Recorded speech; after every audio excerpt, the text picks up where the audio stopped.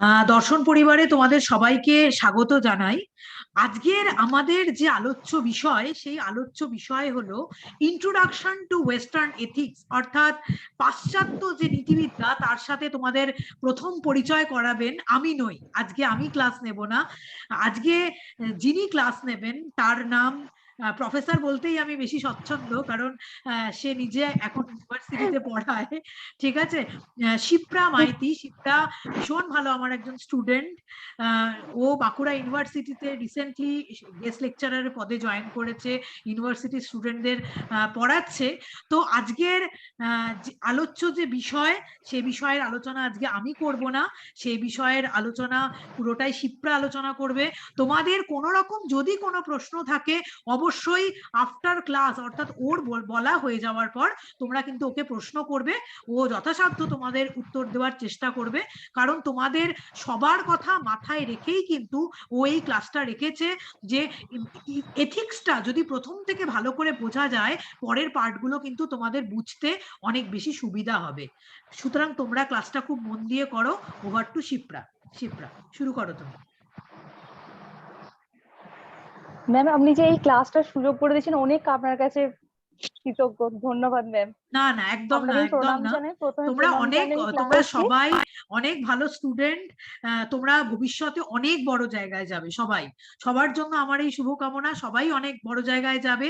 এইরকম ক্লাসটা নিলে কি হয় বলতো শিপ্রা, নিজের কনফিডেন্স বাড়ে, স্টুডেন্টদের নিজেদের কনফিডেন্স বাড়ে। এটা একটা বড় জায়গা, একদম ম্যাম, একদম। তাই না? শুরু করে দাও, তুমি তোমার ক্লাস শুরু করে দাও, কোনো অসুবিধা নেই, শুরু করে দাও। হ্যাঁ ম্যাম। হ্যাঁ,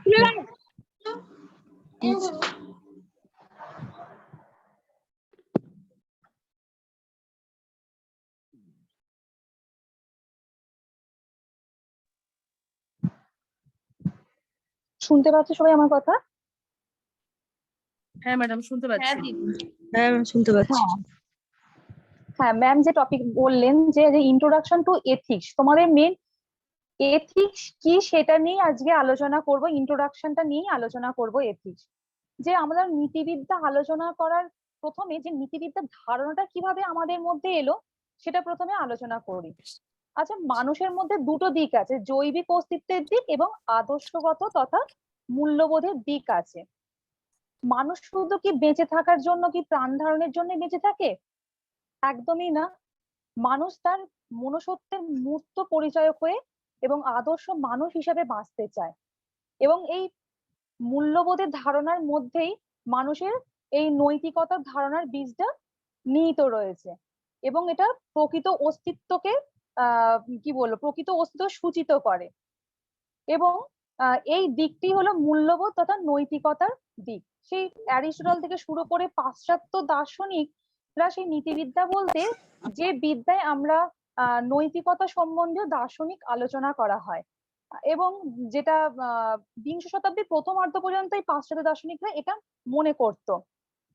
এবং সমাজবদ্ধ মানুষের কোন আচরণটি ঠিক, কোনটি বেঠিক, কোনটা ন্যায্য, কোনটি অন্যায্য, এই সমস্ত সম্পর্কে যে যুক্তিনিষ্ঠ আলোচনা করা হয় তাকে নীতিবিদ্যা বলা হচ্ছে। এবং যে নীতিবিদ্যার ধারণাটা কিভাবে আমাদের মধ্যে এলো, যে যে প্রথাবলী যে কর্ম নীতিগুলো আছে সেটাকে আমরা কি নির্বিচারে মেনে নেব, সেটা যখন আমরা দার্শনিক বিচার বিশ্লেষণে প্রবৃত্ত হই তখনই আমাদের কিন্তু নীতিবিদ্যার ধারণাটি আসছে।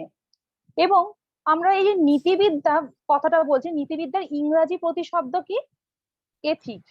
আর এথিক্স শব্দটি এসেছে গ্রিক শব্দ এথিকা থেকে। আর এথিকা শব্দটি আবার যে মূল শব্দ থেকে নিঃসৃত হচ্ছে সেটা হচ্ছে এথস। এই এথস শব্দটার অর্থ কি হচ্ছে? যে রীতিনীতি, অভ্যাস, আচার ব্যবহার, সেটা মানুষের চরিত্র কথা বলা হচ্ছে। তাহলে দেখো, আমরা কিন্তু মেন একটা এথিক্সের সংজ্ঞা দিতে গেলে শব্দের যে একটা বিশ্লেষণ করলেই আমরা একটা এথিক্সের যে যে নীতিবিদ্যা বলতে কি বোঝায় তার পরিপ্রেক্ষিতে একটা কিন্তু অর্থ বুঝতে পারি। যে যে বিজ্ঞান মানুষের আচার ব্যবহার, রীতি নীতি নিয়ে, অভ্যাস নিয়ে আলোচনা করে সেই বিজ্ঞানকে বলা হচ্ছে নীতি বিজ্ঞান। তাহলে আমাদের নীতি বিজ্ঞানের একটা প্রাথমিক ধারণা পেতে গেলে আমরা এই শব্দটাকে বিশ্লেষণে গুরুত্বপূর্ণ আছে, গুরুত্ব তার মানে আছে। আমরা এই সংজ্ঞাটাকে বিশ্লেষণ করলে যে নীতিবিদ্যা বলতে কি বোঝায় এটা কিন্তু আমরা বুঝতে পারি। আবার এই এথিক্সকে মোরাল ফিলোসফিও বলা হয়। এই মোরাল শব্দটা এসেছে ল্যাটিন শব্দ মোরেস থেকে। এই মোরেস যেমন আমরা এথস শব্দের অর্থ করলাম যে রীতিনীতি, অভ্যাস, আচার ব্যবহার, মানুষের চরিত্র, ঠিক তেমনি যে মোরাল শব্দটা এসেছে ল্যাটিন শব্দ মোরেস থেকে। মোরেস কথারও অর্থ হলো রীতিনীতি, অভ্যাস, আচার ব্যবহার। তাহলে তাহলে এথস বলতেও যা বোঝাচ্ছে, আবার মোরেস বলতেও সে একই অর্থকে বোঝাচ্ছে। তাহলে আমরা এথিক্সকে মোরাল ফিলোসফি নামে অভিহিত করতেই পারি। তাহলে এথিক্স বা মোরাল ফিলোসফি যেই নামেই অভিহিত করা হোক না কেন, এটা আমাদের মানুষের আচরণ চরিত্রের একটা যথাযথ উপস্থাপনের নিমিত্তে কি করা হচ্ছে, একটা মোরাল লজ কে অনুসরণ করছে। এবং এই নীতিবিদ্যার সংজ্ঞা বিভিন্ন দার্শনিক বিভিন্ন ভাবে দিয়েছে। কেউ কেউ কিছু বলছো?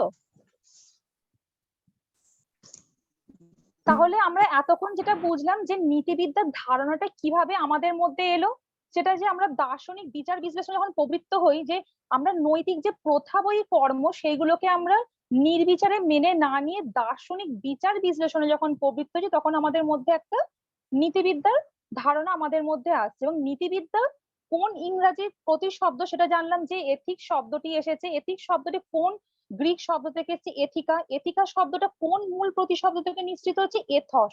আবার এথস শব্দের আমরা অর্থ বুঝলাম এবং এই শব্দটার ব্যাখ্যা করে আমরা নীতিবিদ্যার সংজ্ঞাটাকেও বুঝলাম।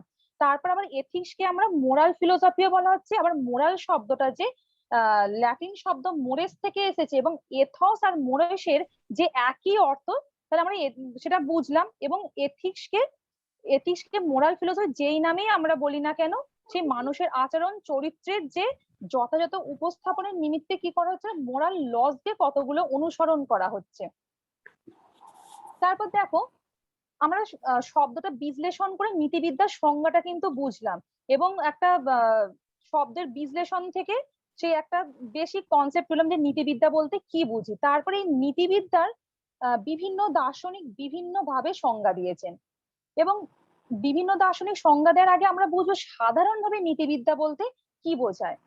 সাধারণভাবে নীতিবিদ্যা বলতে কি বোঝায়, যে বিজ্ঞান মানুষের আচরণ চরিত্র নিয়ে আলোচনা করে এবং সেখানে মানুষের আচরণের ঠিক ভুল মন্দ সেগুলোকে নিয়ে আমাদের বিচার বিশ্লেষণ করা হয়।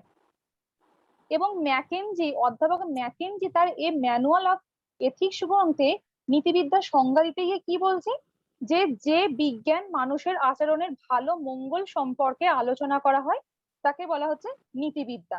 তাহলে ম্যাকেনজি সংজ্ঞাটাকে বিশ্লেষণ করে কি বুঝতে পারি, যে নীতিবিদ্যা একটা আচরণ সম্বন্ধীয় বিজ্ঞান এবং এই আচরণটা কি ভালো না মন্দ, ঠিক না বেঠিক, সেই সম্বন্ধে একটা মাপকাঠির সাথে বিচার করছে, নৈতিক বিচার করছে। তাহলে একটা আচরণ সম্পর্কীয় বিজ্ঞান। এবং সেখানে সংজ্ঞাগুলো একটু ধীরে ধীরে বললে আমাদের লেখার সুবিধা হতো। আচ্ছা, প্রথমে কি তোমরা টার্ম গুলোর মানে বুঝতে পেরেছো, যে এথিক শব্দটি গ্রিক শব্দ থেকে যে এথিকা থেকে এসেছে এবং এথিক শব্দ এথিকা সে যে, হ্যাঁ বলো। হ্যাঁ, ওগুলো বোঝা যাচ্ছে, কিন্তু এই সংজ্ঞাগুলো বলার সময় একটু ধীরে বললে ভালো হয়।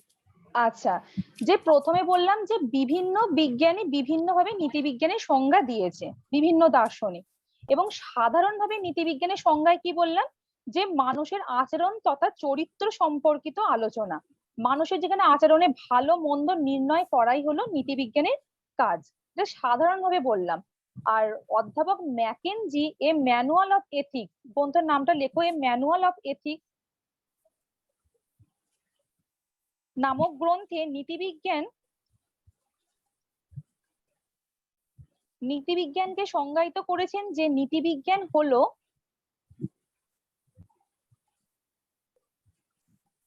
আচরণের ভালো অথবা মঙ্গল সম্পর্কীয় আলোচনা।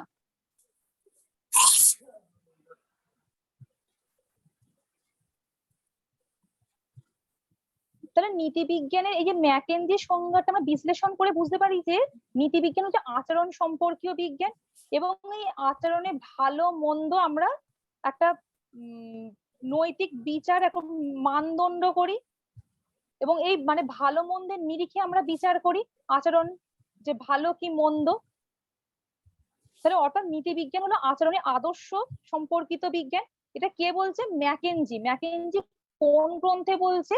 এ ম্যানুয়াল অফ এথিক্স নামক গ্রন্থে বলছে। এটুকু বুঝতে পেরেছো? তার মানে কি দিদি, ম্যাকেনজি নীতিবিদ্যা সম্পর্কে যেটা বলছে যে নীতিবিদ্যা হচ্ছে একটা আচরণ সম্বন্ধীয় আদর্শনিষ্ঠ বিজ্ঞান, আচরণ এটা কি ম্যাকেনজি বলছে? হ্যাঁ, ম্যাকেনজি। এবং আচরণের ভালো মঙ্গল সম্পর্কে নিয়ে যে বিদ্যায় আলোচনা করেছে সেটাকে নীতিবিদ্যা বলছে, এটা ম্যাকেনজি বলছে। ওকে ওকে, ঠিক আছে। এবার আমরা অধ্যাপক লিলি কি বলছে, উইলিয়াম লিলি তার অ্যান ইন্ট্রোডাকশন টু এথিক্স নামক গ্রন্থে নীতিবিজ্ঞানের সংজ্ঞায়িতে কি কি বলছে সেটা দেখা যাক। যে নীতিবিজ্ঞান হলো মানুষের মানে সমাজে বসবাসকারী মানুষের আচার আচরণ সম্বন্ধীয় এক প্রকার আদর্শনিষ্ঠ বিজ্ঞান। তাই নীতিবিজ্ঞান কি হচ্ছে? সমাজে বসবাসকারী মানুষের আচার আচরণ সম্পর্কীয় আদর্শনিষ্ঠ বিজ্ঞান, যা মানুষের আচরণকে ঠিক অথবা বেঠিক। ম্যাম আরেকবার বলবো সংজ্ঞাটা। হ্যাঁ, উইলিয়াম লিলি তার অ্যান ইন্ট্রোডাকশন টু এথিক্স নামক গ্রন্থে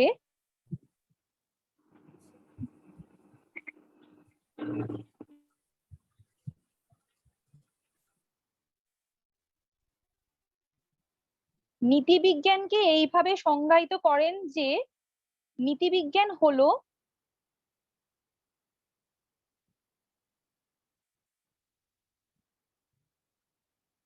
সমাজে বসবাসকারী মানুষের আচার আচরণ সম্বন্ধে এক প্রকার আদর্শনিষ্ঠ বিজ্ঞান,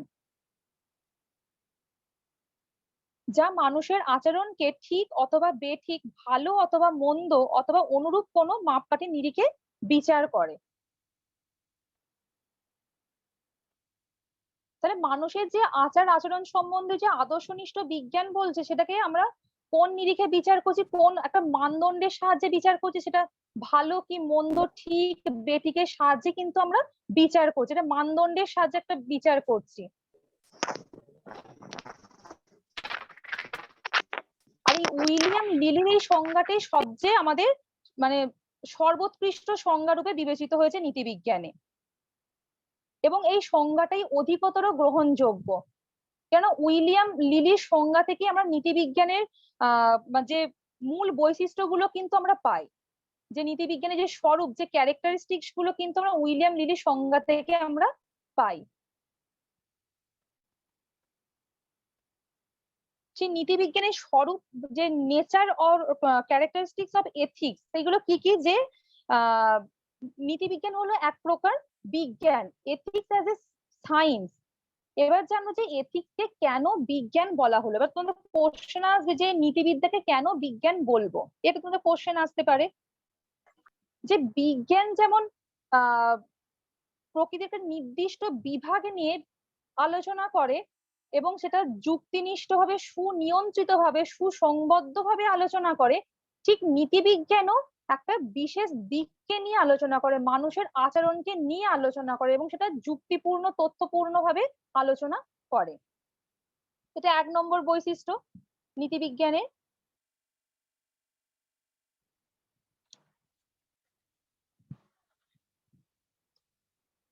এবং নীতিবিজ্ঞানের 2 নম্বর বৈশিষ্ট্য কি? যে নীতিবিজ্ঞান হলো আদর্শনিষ্ঠ বিজ্ঞান।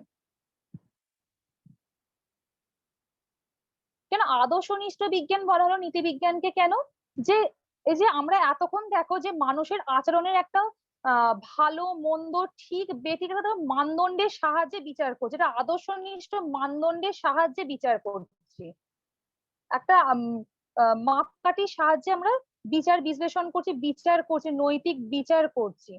এবং আমরা বিজ্ঞানকে আমরা দুটো ভাগে ভাগ করতে পারি, বস্তুনিষ্ঠ বিজ্ঞান অবজেক্টিভ সায়েন্স, বা আর হচ্ছে আদর্শনিষ্ঠ বিজ্ঞান বা নরমেটিভ সায়েন্স বলতে পারি। যেখানে বস্তুনিষ্ঠ বিজ্ঞানের ক্ষেত্রে যে ঘটনার যথাযথ মানে বিষয়ের যথাযথ বর্ণনা করে সেটা বস্তুনিষ্ঠ বিজ্ঞান। ঘটনাটা কিভাবে ঘটেছে তার অনুরূপ যথাযথভাবে ব্যাখ্যা বিশ্লেষণ করে কি বস্তুনিষ্ঠ বিজ্ঞান। এটাকে ডেসক্রিপটিভ সায়েন্সও বলা হয়, বর্ণনামূলক বিজ্ঞানও বলা হয়। কিন্তু আদর্শনিষ্ঠ বিজ্ঞানে মানুষের ঔচিত্য নিয়ে আলোচনা করে, এখানে কিন্তু ঘটনার বা তথ্যের যথাযথ বিষয় বর্ণনা করে না। আদর্শনিষ্ঠ বিজ্ঞান, তাহলে নীতিবিজ্ঞানটা আমরা আদর্শনিষ্ঠ নর্মেটিভ সায়েন্স বলতে পারি। তাহলে আমরা 1 নম্বর বৈশিষ্ট্য পেয়েছি যে এথিক্স অ্যাজ এ সায়েন্স আর এথিক্স অ্যাজ একটা নর্মেটিভ সায়েন্স আদর্শনিষ্ঠ বিজ্ঞান বলতে পারি, কিন্তু ডেসক্রিপটিভ সায়েন্স বলতে পারি না। কেন? ঘটনার নিয়ে যে অনুরূপ বিচার বিশ্লেষণ করে নাকি আদর্শনিষ্ঠ বিজ্ঞান। আদর্শনিষ্ঠ বিজ্ঞান আলোচনা করে ঔচিত্য নিয়ে আলোচনা করে। এবং 3 নম্বর বৈশিষ্ট্য কি? যে নীতিবিজ্ঞান মানুষের আচরণ সম্পর্কীয় আলোচনা। আচ্ছা, এই যে নীতিবিজ্ঞান আলোচনা করে মানুষের আচার আচরণ নিয়ে আলোচনা করে, যে ভালো মন্দ কার বিচার করে, মানুষের কোনো মনুষ্যতর প্রাণীর কি আলোচনা করে? নীতিবিদ্যা আলোচনা করে না। তাহলে নীতিবিজ্ঞান মানুষের আচরণ সম্পর্কীয় আলোচনা। 4 নম্বর বৈশিষ্ট্য কি? যে নীতিবিজ্ঞান সামাজিক মানুষের আচরণের ঔচিত্য বিধান করে। আচ্ছা, মানুষকে সমাজবদ্ধ মানে নীতিবিজ্ঞান যে বিচার বিশ্লেষণ করে, যে কার সমাজবদ্ধ মানুষেরই বিচার বিশ্লেষণ করে ভালো মন্দ আচরণের। কিন্তু যে কোনো ব্যক্তি ধরো নির্জন জায়গায় বসবাস করে, সে একাই থাকে নির্জন দ্বীপে, তার কি তার আচার আচরণে ভালো মন্দ বিচার করা হয়? তারপরে সামাজিক মানুষেরই আচরণে ঔচিত্য বিচার করা হয়। হ্যালো দিদি। কেন? সমাজস্থ মানুষেরই। হ্যাঁ হ্যাঁ বলো দিদি, বলছি যে অবজেক্টিভ সায়েন্স আর নরমেটিভ সায়েন্স যে কথাটা বললেন, ওটা একটু ডিফারেন্সটা আরেকবার বলবেন? আচ্ছা, বস্তুনিষ্ঠ বিজ্ঞান ও বলছো। হ্যাঁ, তাহলে আমরা নীতি বিজ্ঞানকে কোন বিজ্ঞান রূপে অভিহিত করা হয়েছে বলতে পারবে? আদর্শনিষ্ঠ বিজ্ঞান রূপে, বস্তুনিষ্ঠ বিজ্ঞান রূপে অভিহিত কিন্তু করা হয়নি। এবার আমরা বিজ্ঞানকে দুটো ভাগে ভাগ করলাম, বস্তুনিষ্ঠ বিজ্ঞান আর হচ্ছে আদর্শনিষ্ঠ বিজ্ঞান। এবার বস্তুনিষ্ঠ বিজ্ঞান বলতে কি বোঝানো হচ্ছে? যে কোনো ঘটনা বা বস্তুকে মানে যথাযথভাবে আনুপূর্বিক ভাবে বর্ণনা করে। মানে এক্ষেত্রে কি বলতো, ঘটনাটা যেমন ঘটেছে ঠিক সেইভাবেই উপস্থাপন করা হয়, সেটা কিন্তু বস্তুনিষ্ঠ বিজ্ঞানের ক্ষেত্রে। মানে এক্ষেত্রে কোনো আদর্শতা ঔচিত্যের কোনো স্থান কিন্তু পাচ্ছি না। কোথায়? বস্তুনিষ্ঠ বিজ্ঞানে। মানে ঘটনাটা যে রূপ ঘটেছে সেই রূপেই কিন্তু বর্ণনা করা হচ্ছে।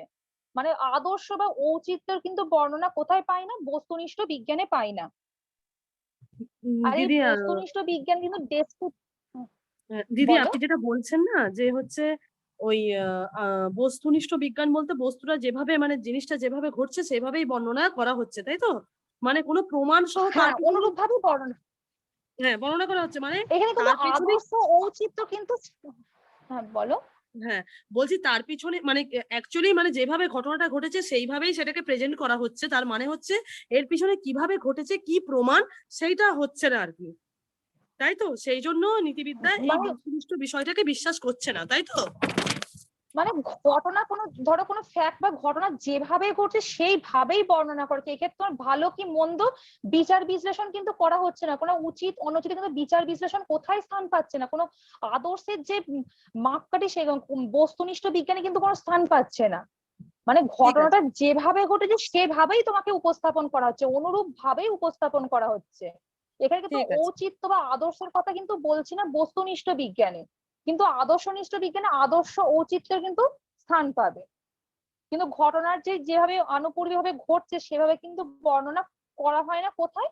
আদর্শনিষ্ঠ বিজ্ঞানে।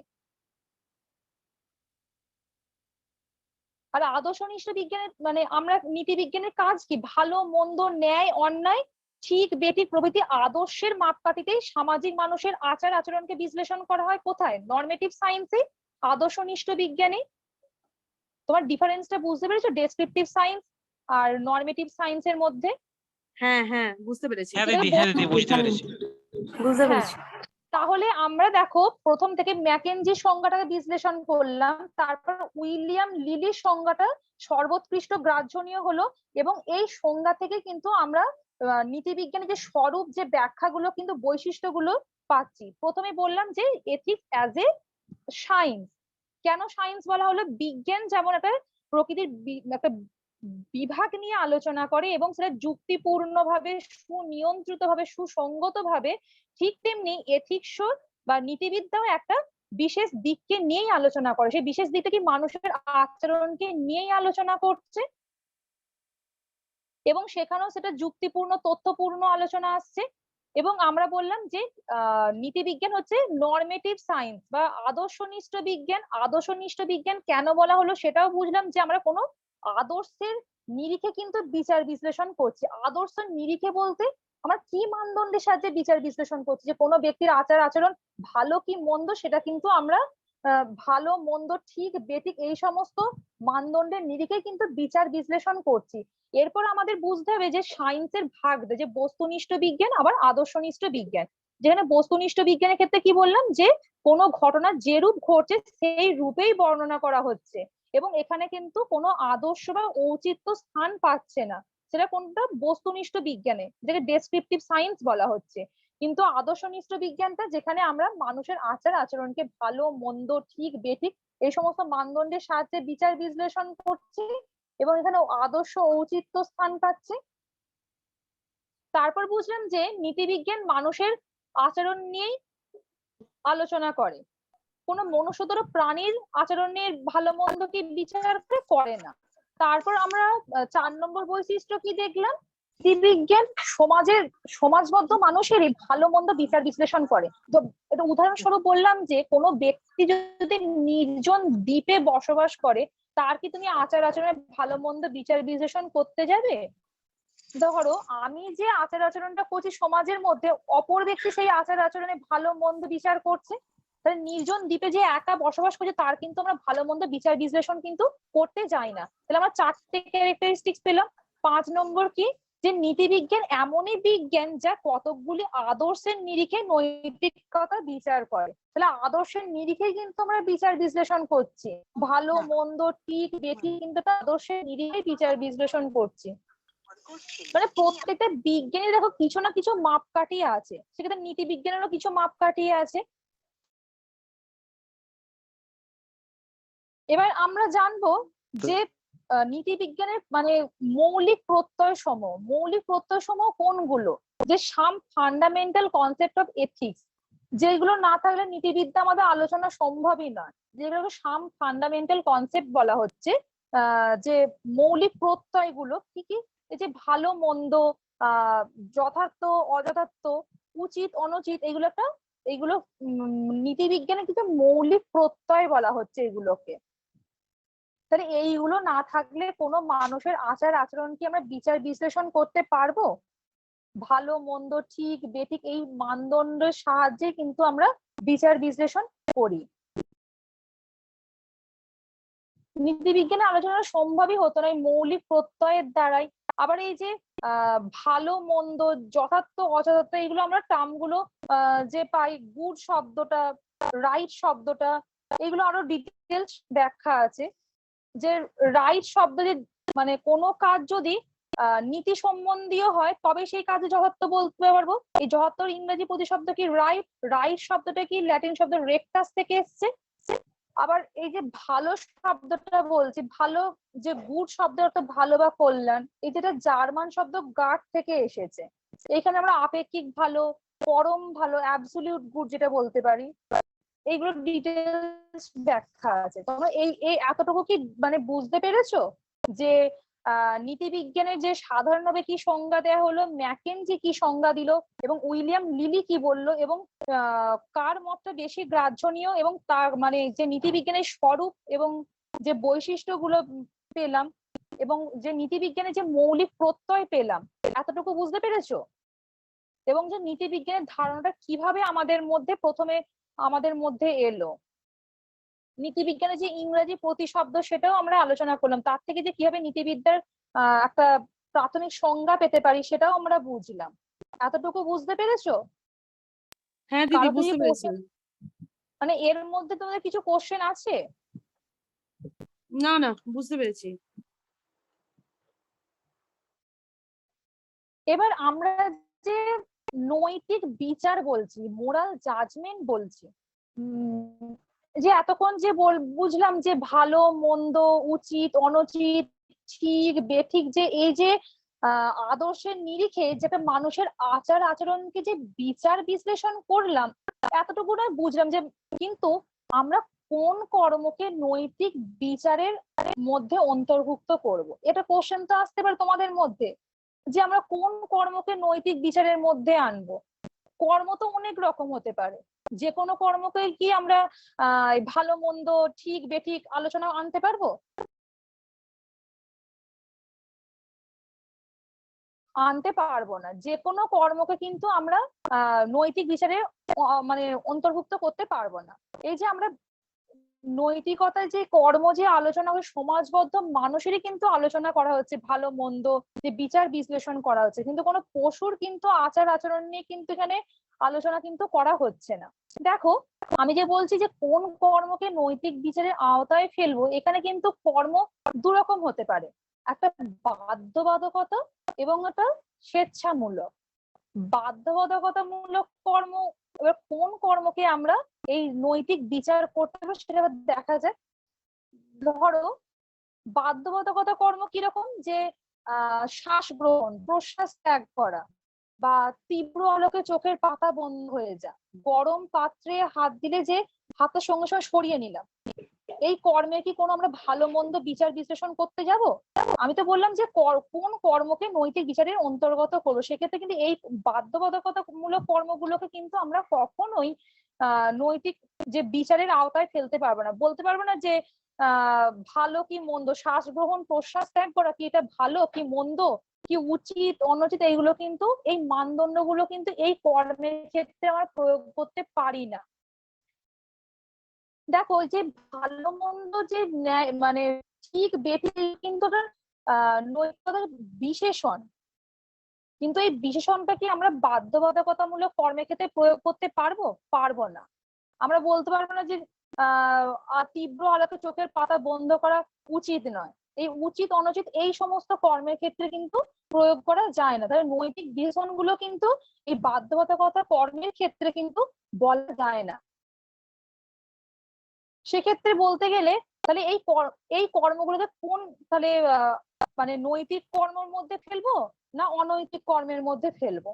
তাহলে এই যে নৈতিক যে বিশেষণ প্রয়োগ করা যায় না, সেগুলোকে আমরা মানে নন মোরাল অ্যাকশন বলতে পারি।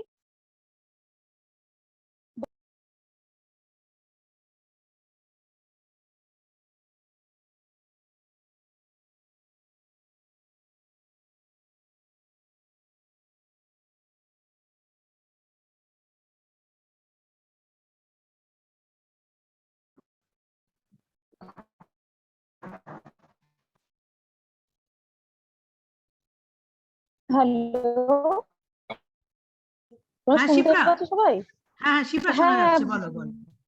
হুম। হ্যাঁ, তাহলে আমরা বাধ্যবাধকতা যে কর্ম, সেই কর্মের ক্ষেত্রে কিন্তু আমাদের যে নৈতিক বিশেষণ বলতে যে ভালো মন্দ উচিত অনুচিত ঠিক বেঠিক এইগুলো কিন্তু আমরা প্রয়োগ করতে পারি না। তাহলে আমরা কোন কর্মের ক্ষেত্রে এই নৈতিক বিশেষণ গুলো প্রয়োগ করতে পারবো? যেগুলো স্বেচ্ছাকৃত কর্মের ক্ষেত্রেই কিন্তু আমরা প্রয়োগ করতে পারবো। আমাদের কিন্তু অধিকাংশ কর্মই কিন্তু স্বেচ্ছাকৃত। আমি লেখাপড়া করতে পারি, নাও করতে পারি, আমি বেড়াতে যেতেও পারি, নাও যেতে পারি, এগুলো কিন্তু আমার বাধ্য করা হচ্ছে না। তুমি বেড়াতে যেতেই হবে বা লেখাপড়া করতেই হবে, এগুলো বাধ্য করা হচ্ছে না। তুমি নাচ গান করতেও পারো, নাও করতে পারো, লেখাপড়া করতে পারো, এগুলো তোমার একটা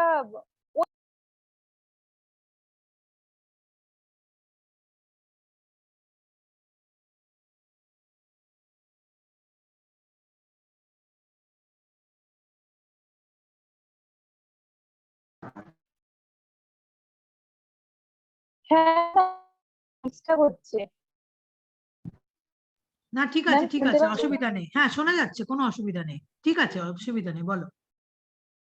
হ্যাঁ। তাহলে আমাদের এই যে আহ যে ঐচ্ছিক বিষয়গুলো আমরা করতেও পারি, নাও করতে পারি, তাহলে সেক্ষেত্রেই আমাদের কিন্তু বিশেষণগুলো কিন্তু প্রয়োগ করা যায়। আমাকে আমি সত্য কথা বলতেও পারি, নাও বলতে পারি, আর মিথ্যা কথাও বলতে পারি, এটা কিন্তু আমার ইচ্ছার উপর ডিপেন্ড করছে। তাহলে এই ইচ্ছা যে ঐচ্ছিক বিষয়ের ক্ষেত্রে কিন্তু স্বাধীনতা আছে, এবং স্বাধীনতা থাকা মানে বিষয়ে দায়ভার থাকছে, যে দায়ভার থাকা মানে সেই কর্মে কিন্তু ভালো মন্দ উচিত অনুচিত কিন্তু আমরা বিচার করতে পারি। ঐচ্ছিক কর্মের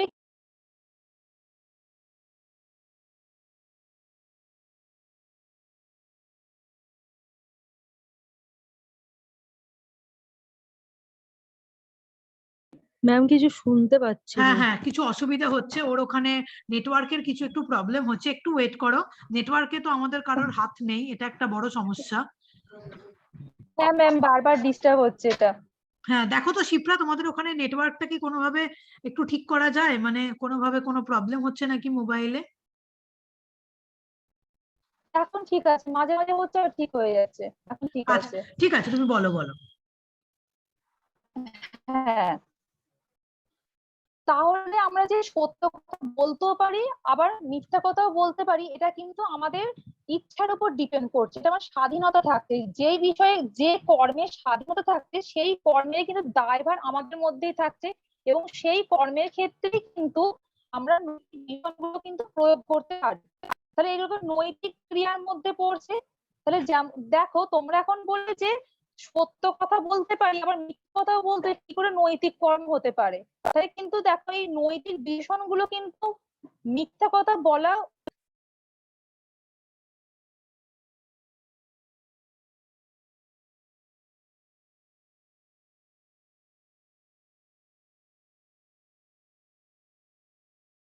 লাইনটা কি আবার কেটে গেল? না হ্যাঁ, লাইন কেটে গেল, আবার শিপ্রা জয়েন খুব করেছে, লাইনের কিছু প্রবলেম হচ্ছে, কিছু করার নেই, এটাতে তো আমাদের হাত নেই।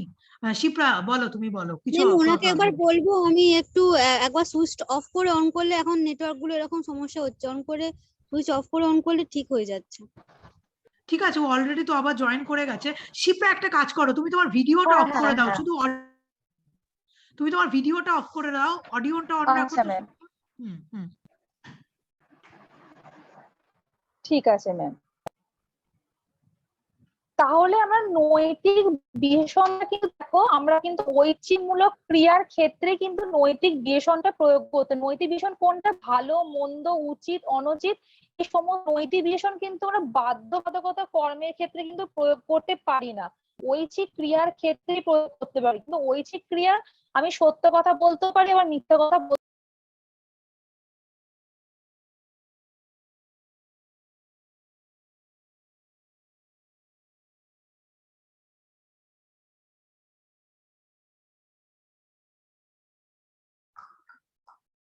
কিছু করার নেই, নেটওয়ার্কের মারাত্মক সমস্যা হচ্ছে ওর ওখানে।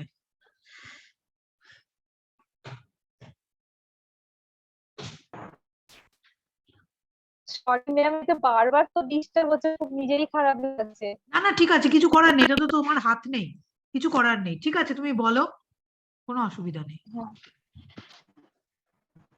তাহলে তোমরা কি বুঝতে পারলে নৈতিক বিধানটা কোন কর্মের ক্ষেত্রে প্রয়োগ করছি? এবং দেখো, নৈতিক কর্মের ক্ষেত্রে কিন্তু আমি বললাম চুরি করতে পারি নাও করতে পারি, এটা কিন্তু আমার ইচ্ছার উপর ডিপেন্ড করছে। তাই যেমন মন্দ কর্মের ক্ষেত্রে আমি নৈতিক বিধান প্রয়োগ করি, ভালো কর্মের ক্ষেত্রেও কিন্তু নৈতিক সূক্ষ্ম বিষয় বুঝতে হবে, যেটা সমস্ত এই ভালো মন্দ সমস্ত কিছুই কিন্তু নৈতিক কর্মের মধ্যেই অন্তর্ভুক্ত হচ্ছে। আমি নীতি বহির্ভূত বলতে পারবো না। চুরি আমি যে করছি, এটাও যেমন ভীষণ প্রয়োগ করছি, আবার কথাটা ভীষণ কেটে যাচ্ছে, একটা কথা ম্যাম বুঝতে পারছি না। প্রচন্ড কথা কাটা কাটা আসছে, শোনা যাচ্ছে না কিছু। একদম শিপ্রা, তুমি কি একবার ভিডিও মোবাইলটা অফ করে আবার অন করবে, কারণ এটা ধরো ওর ক্লাস, আমি তো এইখানে মাঝখানে ইন্টারাপশন করতে পারবো না, ও ওর মতো করে বিষয়টাকে সবাইকে রিপ্রেজেন্ট করছে, ওর বিষয় মতো করে সবাইকে পড়াচ্ছে। আর শিপ্রাকে আমি বলছি, আমি ততক্ষণ একটুখানি আছি সবার সাথে, কোনো অসুবিধা নেই।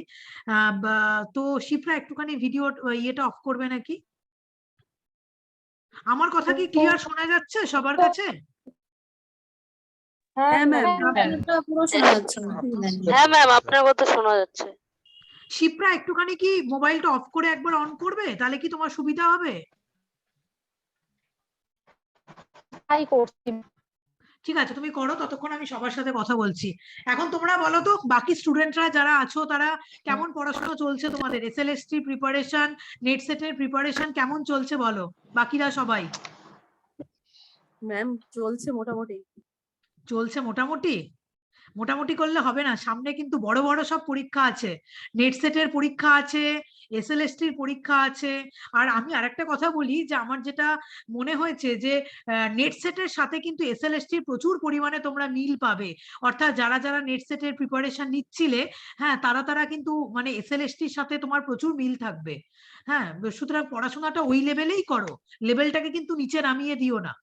লেভেল নিচে নামালে কিন্তু প্রশ্নগুলোর আনসার করতে পারবে না মাল্টিপল চয়েসের আনসার করতে হলে তোমাকে কিন্তু ওই লেভেল স্ট্যান্ডার্ডটা কিন্তু মেনটেন করতে হবে।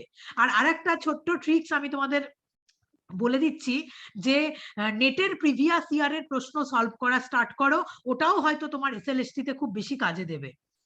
প্রিভিয়াস নেটের ইয়ারের প্রশ্নপত্র একটুখানি সার্চ করো, একটুখানি দেখো, সেগুলোকে সলভ করার চেষ্টা করো। যদি সেটা করো না, সেটা এসএলএসটি তে ভীষণ কাজে দেবে, কারণ প্রশ্নগুলো কিন্তু তোমার ওই রিলেটেডই হবে, ওই রিলেটেডই কিন্তু প্রশ্নপত্র হবে। হ্যাঁ, তো স্ট্যান্ডার্ডটাকে নিচে নামিয়ে দিও না, স্ট্যান্ডার্ডটাকে কিন্তু হাই রাখো। শোনা যাচ্ছে না, কারোর মাইক্রোফোন অন আছে বাট আমি কথা শুনতে পাচ্ছি না নেটওয়ার্কের সমস্যা জনিত কারণে। তোমরা একটুখানি চ্যাট বক্সে লেখো, আমি সবার কথার উত্তর দিয়ে দিচ্ছি, কোনো অসুবিধা নেই। ম্যাডাম, পাশ্চাত্য দর্শনের ওপরে কি কোনো কি বাংলা কোশ্চেন অ্যান্সারের কি কোনো বই পাওয়া যাবে? আমি একটা কথা বলি, কোশ্চেন আনসারের সমস্ত বই ভালো হয় না। কখনোই যদি বই পড়তে যাও না, আমি সবাইকেই একটা কথা সাজেস্ট করব, তোমরা অথেন্টিক বই পড়ো। যদি ওয়েস্টার্ন ফিলোসফি পড়তে হয়, তুমি ওয়েস্টার্ন ফিলোসফির যে বাংলা বই আছে, ধরো আমি বলছি সুশান্ত চক্রবর্তীর যে বই আছে বা সমরেন্দ্র ভট্টাচার্যের যে বই আছে, সেই বই পড়ো। তার সাথে তুমি ইংরাজি হিসাবে ওয়াই মেসির বইটাকে সাথে রাখো। কোনো প্রশ্ন উত্তরের বই পড়তে যেও না, কোনো প্রশ্ন উত্তরের বই পড়ে না তুমি নেট সেট কোয়ালিফাই করতে পারবে, না তুমি এসএলএসটি কোয়ালিফাই করতে পারবে, কোনোটাই কিন্তু তুমি কোয়ালিফাই করতে পারবে না। ঠিক আছে শিপ্রা, তোমার ইয়ে এখন ঠিক আছে? হ্যাঁ ম্যাম, হ্যাঁ ঠিক আছে, এক সেকেন্ড দাঁড়া, আমি ওদের একটা কথার উত্তর দিয়ে দিই, ওরা প্রশ্ন করলো তাই। তো পাশ্চাত্য দর্শন পড়তে গেলে বাংলা বই যেমন অথেন্টিক বই ফলো করো, যেখানে তুমি বাংলাগুলো বুঝতে পারবে, আর ইংরেজিটাও ফলো করো, কারণ প্রশ্ন কিন্তু তোমাদের বাংলা এবং ইংলিশ বোথ ল্যাঙ্গুয়েজে হতে পারে, এটার কিন্তু একটা সমূহ সম্ভাবনা আছে। আর ইংরেজিটা তুমি যদি ভালো করে পড়ো, একদিকে তোমার যেমন নেট সেটের জন্য প্রিপারেশন নেওয়া হয়ে যাবে, কারণ সেটটা কিন্তু ডিসেম্বর মাসে আছে, তার সাথে সাথে কিন্তু ডিসেম্বরের দিকে এসএলএসটিরও পরীক্ষা হবে। সুতরাং সব দিক থেকেই একটা হিউজ চান্স আছে সামনে। যারা যারা ভালো করে পড়াশোনা করবে তারা কিন্তু ওই জায়গাটায় রিচ করে যেতে পারবে, এটা একটা বড় সুযোগ সবার জন্য। যাই হোক, আমি আমার কথায় বক্তব্যে পরে আসছি। শিপ্রা, তুমি আবার শুরু করো। হ্যাঁ ম্যাম, হ্যাঁ, তাহলে আমরা যে বিষয়ে আলোচনা করছিলাম যে বাধ্যবাধকতা ক্রিয়া এবং ঐচ্ছিক ক্রিয়া, এবং যেটুকু বুঝলাম যে ক্রিয়ার ক্ষেত্রে আমাদের নৈতিক বিবেচন প্রয়োগ করা যায় না, সেই ক্রিয়াটাকে বলা হলো অনৈতিক, বা এটাকে নীতি বহির্ভূত ক্রিয়া বলা হচ্ছে, যে নন মোরাল অ্যাকশন বলা হচ্ছে। আর যে ক্রিয়ার ক্ষেত্রে নৈতিক বিবেচন প্রয়োগ করা যায় সেই ক্রিয়াকে বলা হয় মোরাল অ্যাকশন বলা হয়, বা এটা ভলেন্টারি অ্যাকশনও বলা হয়। কেন এটা ভলেন্টারি? এখানে ঐচ্ছিক ক্রিয়ার ক্ষেত্রেই কিন্তু আমরা নৈতিক বিবেচন প্রয়োগ করতে পারি। এক্ষেত্রে আমাদের স্বাধীনতা থাকছে, আমরা করতেও পারি, নাও করতে পারি, সত্য কথা বলতেও পারি, নাও বলতে পারি। তার মানে দেখো, নৈতিক কর্ম যেমন ভালো হয় তেমনি মন্দও হয়।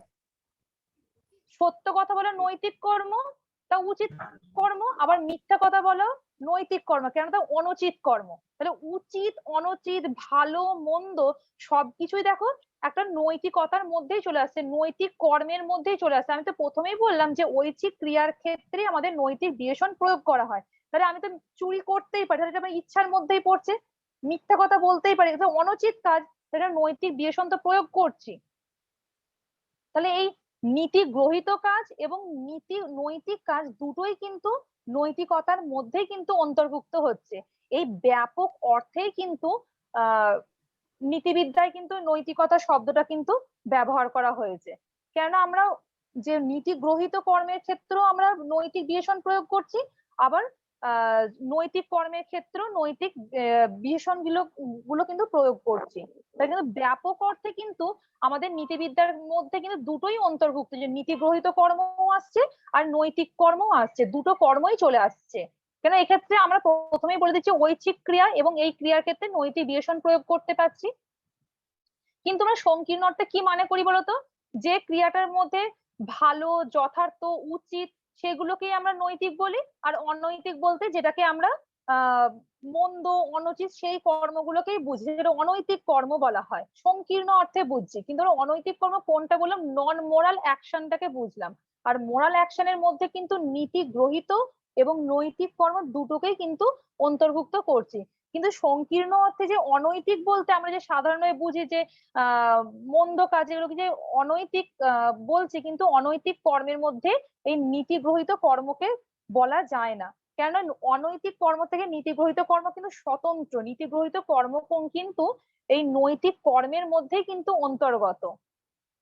তাহলে আমরা যদি এই মোরাল অ্যাকশনে যদি বিভাগ করি, যে একদিকে যদি নন মোরাল অ্যাকশন রাখি, একদিকে মোরাল অ্যাকশন, এই মোরাল অ্যাকশনের মধ্যে কিন্তু আমরা নীতি গ্রহীত কর্ম থাকছে এবং নৈতিক কর্ম থাকছে। এটা কিন্তু ব্যাপক অর্থে আসছে। তাহলে প্রথম থেকে বোঝো যে আমরা কি আলোচনা করতে চাই, নৈতিক বিচার কোন কর্মের করব। তোমাদের মনে কোশ্চেনটা আসতে পারে, তখন আমরা যে আলোচনা করলাম যে আমরা মানুষেরই আচার আচরণের অন্তর্গত হবে নৈতিক কর্মের মধ্যে, কোনো পশুর আচার আচরণ কিন্তু অন্তর্গত হবে না। এবং কোন কর্মের বিচার হবে সেখানে বললাম বাধ্যবাধকতা কর্ম এবং ঐচ্ছিক কর্ম। বাধ্যবাধকতা কর্ম কি সেটা আমরা জানলাম, যে শ্বাস গ্রহণ, প্রশ্বাস ত্যাগ করা, যে চোখে তীব্র আলোকে চোখের পাতা বন্ধ, যে এই যে কর্মগুলো দেখলাম বাধ্যবাধকতা কর্ম, এক্ষেত্রে আমরা কিন্তু উচিত, অনুচিত, ভালো, মন্দ এই বিশেষণগুলো কিন্তু প্রয়োগ করতে পারি না। এইগুলোকে আমরা বললাম যে নীতি বহির্ভূত কর্ম বা অনৈতিক কর্ম। আর যে ক্রিয়ার ক্ষেত্রে আমাদের নৈতিক বিশেষণ প্রয়োগ করা যায় সেগুলোকে বললাম যে মোরাল অ্যাকশন বা নৈতিক কর্ম বলা হলো, বা ভলেন্টারি অ্যাকশনও বলতে পারি। আর সেক্ষেত্রে আমরা দেখলাম যে ব্যাপক অর্থে নৈতিকতার নীতির দ্বারা কি বোঝানো হচ্ছে, সেখানে নীতি গ্রহীত যেমন অন্তর্ভুক্ত হচ্ছে, এমনি নৈতিক কর্ম অন্তর্ভুক্ত দুটোই হচ্ছে। কেন ঐচ্ছিক বিষয় চলে আসছে এবং আমরা নৈতিক বিশেষণগুলো খারাপ কাজের ক্ষেত্রেও প্রয়োগ করছি, ভালো কাজের ক্ষেত্রেও প্রয়োগ করছি। তাহলে এক্ষেত্রে আমাদের মোরাল অ্যাকশনের মধ্যে কিন্তু নীতি গ্রহীত নৈতিক কর্ম কিন্তু ইনক্লুড হলো। আর একদিকে রাখলাম নীতি বহির্ভূত কর্ম, যে ক্রিয়ার ক্ষেত্রে কিন্তু আমরা বিশেষণ প্রয়োগ করতে পারি না। তা তোমরা এটুকু কি বুঝতে পারলে যে আমরা নৈতিক বিচার, মোরাল জাজমেন্ট কোন কর্মের করব? এটুকু তোমরা বুঝতে পেরেছো? ম্যাম হ্যাঁ বলো। বলছি যে অনৈতিক ক্রিয়া এবং অনৈচ্ছিক ক্রিয়া এই দুটো কি একই হ্যাঁ। না? একই, অনৈতিক আর ওটা? অনৈচ্ছিক, যেটা ইচ্ছা থাকছে না, হ্যাঁ একদম ওই নন মোরাল অ্যাকশনটাকে বলা হচ্ছে। কিন্তু আমরা সংকীর্ণ অর্থ আমরা ব্যাখ্যা করলাম, যে সংকীর্ণ অর্থে কি বোঝাচ্ছে। আমরা সাধারণত কি মনে করি, যে যেটা ভালো, উচিত, যথার্থ সেগুলোকে কিন্তু আমরা বলি নৈতিক, মোরাল।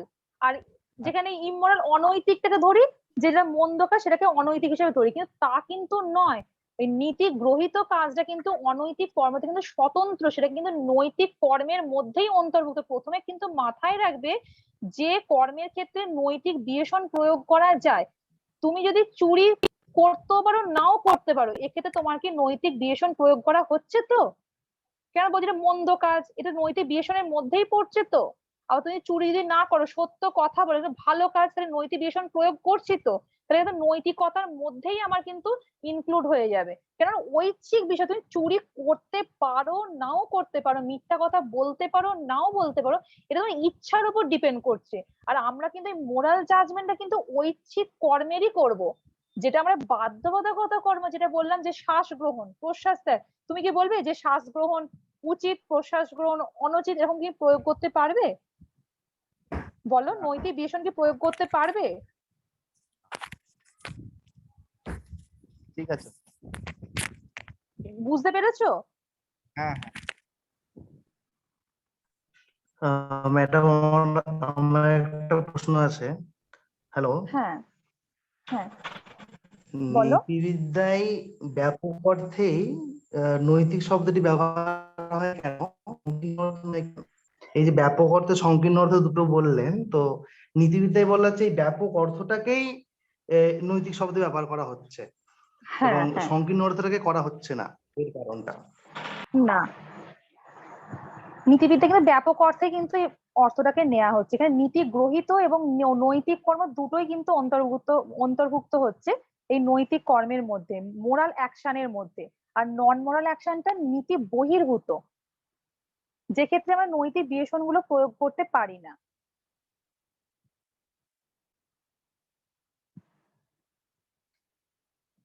আর কারো কিছু প্রশ্ন আছে? আচ্ছা ম্যাম, নন মোরাল আর ইমোরাল? হ্যাঁ ম্যাম, নন মোরাল আর ইমোরাল একটু সাধারণ হ্যাঁ। ভাবে বলুন। ইমোরাল যেটা নীতি গ্রহীত কাজ, মিথ্যা কথা বলা, চুরি করা, যে নীতি গ্রহীত কাজ ইমোরাল। আর নন মোরালটা যেটা তোমার কোনো ঐচ্ছিক বিষয় থাকছে না, বাধ্যবাধকতা যে কর্মগুলো আসছে, সেটা হচ্ছে নন মোরাল, যেটা নীতি বহির্ভূত।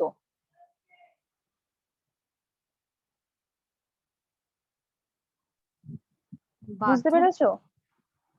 হ্যাঁ ম্যাম, নীতি বহির্ভূত সেটা হচ্ছে নন মোরাল। হ্যাঁ, নন মোরাল আর ইমোরালটা? যে নীতি গ্রহীত খারাপ কাজ, যে নীতি গ্রহীত কাজ, সেটা হচ্ছে ইমোরাল। ঠিক আছে ম্যাম।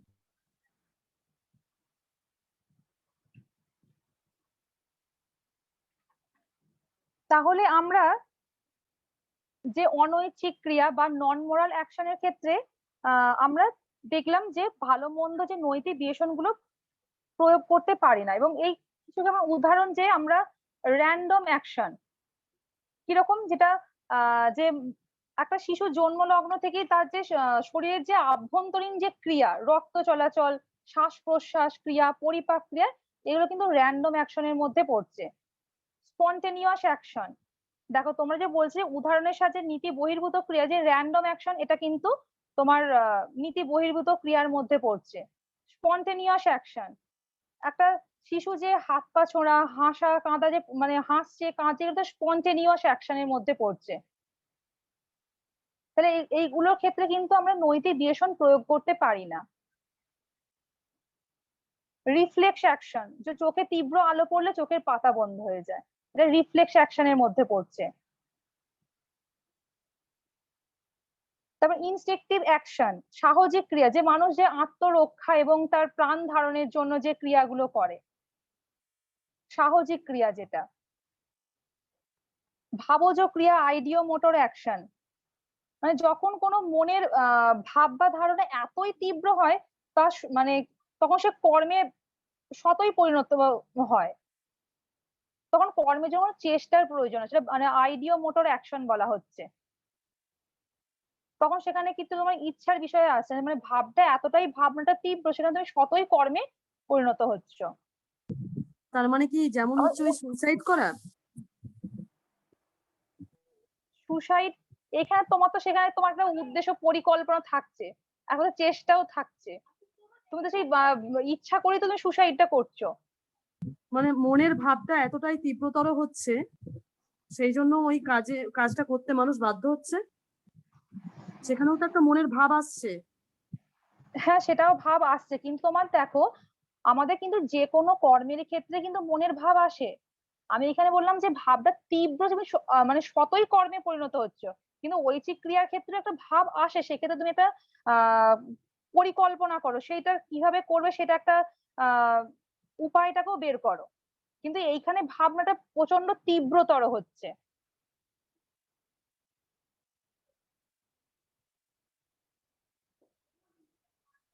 বুঝতে পেরেছো? আইডিও মোটর অ্যাকশন বলা হচ্ছে। তারপর অনুকরণমূলক ক্রিয়া বললেও তোমরা বুঝতে পারছো নীতি বহির্ভূত ক্রিয়া বোঝানো হচ্ছে। একটা শিশু কেউ যদি হাসছে, সেও দেখে শিশুটা হাসছে, কাঁদলে সেও কাঁদছে, জিভ বের করে শিশুটাও জিভ বের করছে, এটা অনুকরণমূলক ক্রিয়া চলে আসছে। আকস্মিক ক্রিয়ার ক্ষেত্রেও কিন্তু আমরা নীতি বহির্ভূত কর্মের মধ্যে ফেলতে পারি।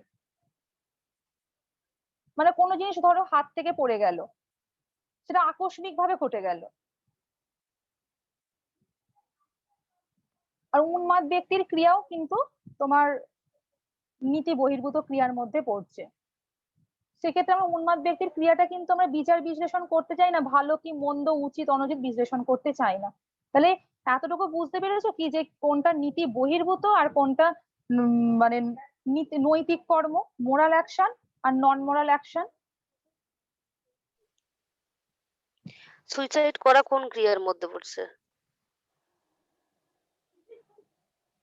সুসাইড ক্রিয়া এটা তুমি ইচ্ছাকৃত ভাবে তো মৃত্যুটা তো ঘটাচ্ছ। আমি বাঁচতে চাইছি না, আমার ইচ্ছা করছে না, আমি নিজেকে ধ্বংস করে দিতে চাইছি, সেটা ইচ্ছার মধ্যেই চলে আসছে। তুমি তো সেক্ষেত্রে প্রয়োগ করবে যে সুসাইডটা মন্দ কাজ। আমরা তো বিচার করি সমাজের মানুষ যে মানুষটা মারা গেলে সুসাইড যেটা উচিত হলো না, অনুচিত কাজ করেছে, আমরা তো প্রয়োগ করছি বিশেষণ গুলো। তাহলে সেখানে কি করে আমরা নীতি বহির্ভূত বলবো? আমরা কি সুসাইডকে মানে নৈতিক নীতি বহির্ভূত বলতে পারো? সেটা তো মন্দ, অনুচিত, এই কথাগুলো তো আমরা বিশেষণগুলো তো প্রয়োগ করি। অ্যাকচুয়ালি এটা একটা বইয়ে দেখেছিলাম যে তাতে এটা লেখা ছিল যে মনের ভাব যখন তীব্র হয় তখনই মানুষ এই কাজটা করে, যেমন হচ্ছে সুইসাইড করাটা। এটা একটা আচ্ছা নীতিবিদ্যার বইয়েই পড়েছিলাম। আচ্ছা, এই বিষয়টা আমার তাহলে জানা নেই, কিন্তু যে এক্ষেত্রে কিন্তু সুসাইডের ক্ষেত্রেও কিন্তু আমরা উচিত, অনুচিত বা মন্দ কাজ এই বিশেষণগুলো কিন্তু প্রয়োগ করি আমরা। ম্যাডাম এটা বলতে চাইছি যে সুসাইডটা হচ্ছে ইসের মধ্যেই পড়বে, ঐচ্ছিক ক্রিয়ার মধ্যেই পড়বে। হ্যাঁ, আমি তো ইচ্ছা করে নিজেকে ধ্বংস করে দিতে চাইছি, আমি বাঁচতে কাজটা তো আমার চাইছি না। হ্যাঁ হ্যাঁ, কাজটা তো আমার ইচ্ছাকৃত হচ্ছে, সে আমার মনের ভাব যেখান থেকেই আসুক, কাজটা তো আমার ইচ্ছা থেকেই হচ্ছে।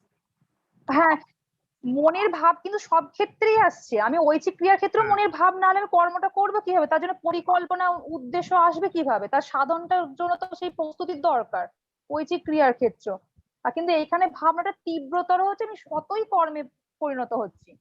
আর সুসাইডের ক্ষেত্রে কিন্তু সমাজের মানুষ মানে এটা মন্দ কাজ, এটা মন্দ, উচিত করেনি, অনুচিত কাজ করেছে। সেক্ষেত্রে তো আমরা কখনোই নীতি বহির্ভূত বলতে পারি না। আমরা তো নৈতিক ক্রিয়ার ক্ষেত্রে তো প্রথমেই জানলাম যে ঐচ্ছিক বিষয়, এবং সেক্ষেত্রে আমাদের যে নৈতিক বিশেষণগুলো প্রয়োগ করতে পারি। আর কারো কিছু কোশ্চেন আছে? সাহজিক ক্রিয়ার ওই ইংরেজিটা একবার বলুন তো ম্যাডাম। হ্যাঁ, সাহজিক স্পেলিংটা বলছি, INS। হ্যাঁ বলুন।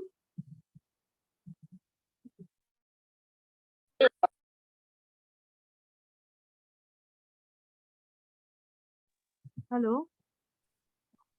একটু অসুবিধা হয়েছে মনে হয় নেটওয়ার্কের। হ্যাঁ, ও জয়েন করেছে আবার। হ্যাঁ ম্যাম, সাহজিক ক্রিয়া যখন INS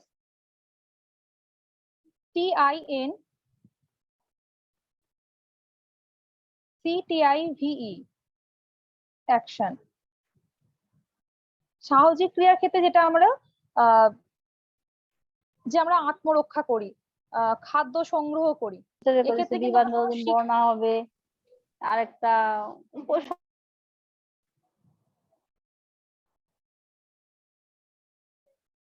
হ্যাঁ, এক্ষেত্রে শিপ্রা কিন্তু বলো। আমাদের কোনো, হ্যাঁ, এক্ষেত্রে কিন্তু কোনো শিক্ষা সংকল্পে কিন্তু প্রয়োজন হয় না। সেক্ষেত্রে কিন্তু আমরা আত্মরক্ষা বা খাদ্য সংগ্রহ এগুলো কিন্তু আমরা করেই থাকি, প্রত্যেকটা মানুষই করে থাকে। মানে এগুলো যেগুলো আমাদের সাহজিক ক্রিয়ার সহজাত, মধ্যে পড়ে। মানে যেগুলো আমাদের সহজাত প্রবৃত্তি থেকে, মানে হ্যাঁ প্রবৃত্তি থেকে হ্যাঁ আসে হ্যাঁ সেগুলো। হ্যাঁ হ্যাঁ হ্যাঁ।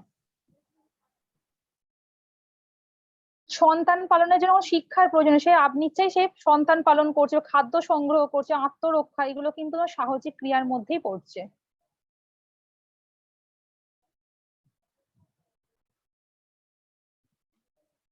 আর কারো কিছু কোশ্চেন আছে? আর ম্যাম বলছি, আমি অ্যাকচুয়ালি একটু আগেই জয়েন করলাম, যেহেতু আগে একটা ক্লাস হচ্ছিল, ওই জন্য অনেক পুরো বিষয়টাই বুঝতে হবে। কিন্তু এই যখন এই মানে সুইসাইডাল টেন্ডেন্সি বা সুইসাইড নিয়ে ভাবজ ক্রিয়ার সঙ্গে একজন বোধহয় জিজ্ঞেস করছিলেন যে এটা ঐচ্ছিক হবে না ভাবজ, অনেক ওই একজন পড়েও ছিলেন যে যখন এটা একদম ভাবজ ক্রিয়ার একদম অন্তিম রূপ হয় তখন সেটা সুইসাইডাল একটা জায়গা হয়, এটা কিছু উনি বললেন।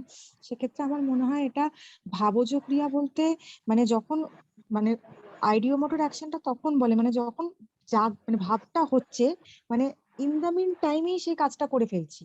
এইটা হচ্ছে হুম। ভাবোজ ক্রিয়া। এবার সুইসাইডটা কখনোই ইন দা মিন টাইমে করে ফেলছি হয় না। সুইসাইডের ক্ষেত্রে একটা মনে প্রাণে অন্তত 2-1 সেকেন্ড মানে কিছুক্ষণের হলেও ভাবনা চিন্তা হয়, যেটা নিয়ে আমি ইচ্ছা আমার ঐচ্ছিক ক্রিয়ার একদম। মধ্যে থেকে যেটা জাগে, যে আমি বুঝি যে এটা আমার ইচ্ছা হচ্ছে, আমি এটা নিয়ে ভাবনা চিন্তা করছি। কিন্তু ভাবোজ ক্রিয়াটা হচ্ছে যে এই সময়ই ভাবছি সেই সময়ই করে ফেলছি।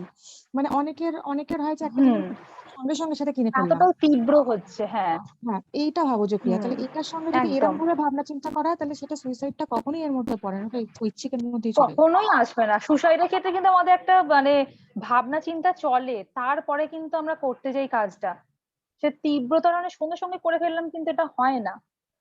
হ্যাঁ, মানে ভাবোজ আর ক্রিয়াতে হয় না, যেহেতু অনেক সময় আমরা আমরা মাঠে সুসাইডের ক্ষেত্রে তো আমরা বিষ তো প্রয়োগ করি আমরা। বলো। মানে ভাবোজ ক্রিয়ার ক্ষেত্রে হয় না, অনেক সময় আমরা কোনো একটা ভালো শো দেখছি টিভিতে, বা কোনো জায়গায় খেলা দেখতে দেখেছি কিছুতে, মানে সে হয়তো এমন মানে বা কোনো হয়তো নায়ককে দেখছি বা কারো অভিনয় দেখছি, সে হয়তো এমন একটা কিছু অভিনয় করলো, মানে সেটা সঙ্গে সঙ্গে দেখে আমিও আর ভাবটা রাখতে না পেরে আমিও সেই জিনিসটা করে ফেললাম। অনেক সময় হয় না, একজন ক্রিকেটার আউট হয়ে গেল, মানে আমিও সঙ্গে সঙ্গে মানে যেরকম ভাবে আউট সেই জিনিসটাই করে ফেলাটা, এই টাইপটা ভাবোজ ক্রিয়ার মধ্যে পড়ে। সঙ্গে সঙ্গে একদম। এক্ষেত্রে কোনো কিন্তু আমাদের সে ঐচ্ছিক বিষয়ও আসছে না এবং নৈতিক বিশেষণও আসছে না এক্ষেত্রে আমাদের। হ্যাঁ হ্যাঁ, একদম। Thank you. হুম। তাহলে আমরা মোরাল জাজমেন্ট কোন কর্মের মধ্যে অন্তর্গত করব সেটা আমরা বুঝলাম, এবং মোরাল নন মোরাল বিভাগটাও বুঝলাম। এবং মোরাল জাজমেন্ট বলতে তাহলে আমরা স্বেচ্ছাকৃত কর্মের ক্ষেত্রে কিন্তু মোরাল জাজমেন্ট বা নৈতিক বিচারটা কিন্তু করতে পারি। এটুকু বুঝতে পেরেছো তো, যে মোরাল জাজমেন্ট বা নৈতিক বিচারটা কিন্তু স্বেচ্ছাকৃত বা ঐচ্ছিক বিষয়ের ক্ষেত্রে কিন্তু নৈতিক বিচারটা হয়। এটা মানে কোনো কাজের নৈতিক গুণ বিচার যেটা বলতে পারো, মানে কাজটা ভালো কি মন্দ তা বিচার করা একটা মানসিক প্রক্রিয়া, মানে যার দ্বারা কাজটা ভালো কি মন্দ তা নির্ধারিত হয়। এবং এক্ষেত্রে লিলি কি বলতে চাইছে, যে কোনো কাজে ভালো বা যথাচিত মানে যখন নৈতিক ধারণা যখন ব্যবহার করা হয় তখন 4টি তাৎপর্যের কথা বলছে। সেই 4টি তাৎপর্যের কথা মাথায় রেখেই কিন্তু আমরা কোনো কাজে যথাচিত ভালো বলতে পারি। সেই 4টি তাৎপর্য কি? মূল্য, বাধ্যতা, নৈতিক উপযুক্ততা, বস্তুগত সত্যতা। মূল্য বলতে দেখো, যখন আমরা বলি এই কাজটা ভালো তখন আমরা বোঝাতে চাইছি যে কাজটা একটা মূল্য আছে। বাধ্যতাবোধ মানে যে অনেক সময় কোনো কাজকে ভালো বলার অর্থ যে কাজটা আমাদের কর্তব্য অবশ্য করণীয়। এবং অনেক সময় নৈতিক উপযুক্ততা কি, যে অনেক সময় একটা কাজ ভালো যথাযথ বলার অর্থ যে এক বিশেষ পরিবেশে ওই কাজটি উপযুক্ত, বিশেষ পরিবেশে সেই কাজটা উপযুক্ত। আর এখানে কি বলা হলো বস্তুগত সত্যতা, এই যে ভালো মন্দ এখানে কিন্তু বস্তুগত নিরপেক্ষতার বিষয়ে আসবে।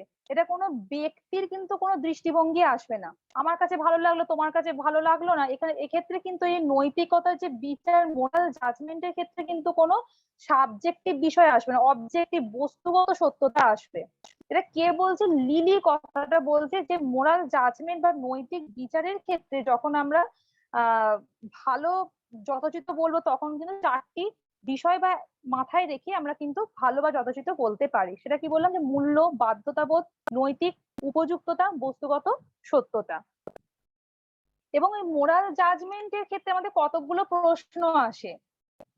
কি কি প্রশ্ন? যে 4টি প্রশ্ন দেখা যায়, যে কে বিচার করছে বা বিচার করার কর্তাকে, বা সাবজেক্টিভ বা মোরাল জাজমেন্ট যেটাকে বলা হচ্ছে, আর কাকে বিচার করা হচ্ছে বা বিচারের বিষয়বস্তু কি বা অবজেক্টিভ মোরাল জাজমেন্ট। নৈতিক বিচারের আলোচনা 4টি প্রশ্ন দেখা যায়, কে বিচার করছে বা বিচার করার কর্তাকে, সেটা কর্তাদের সাবজেক্টিভ অফ মোরাল জাজমেন্ট বলা হচ্ছে।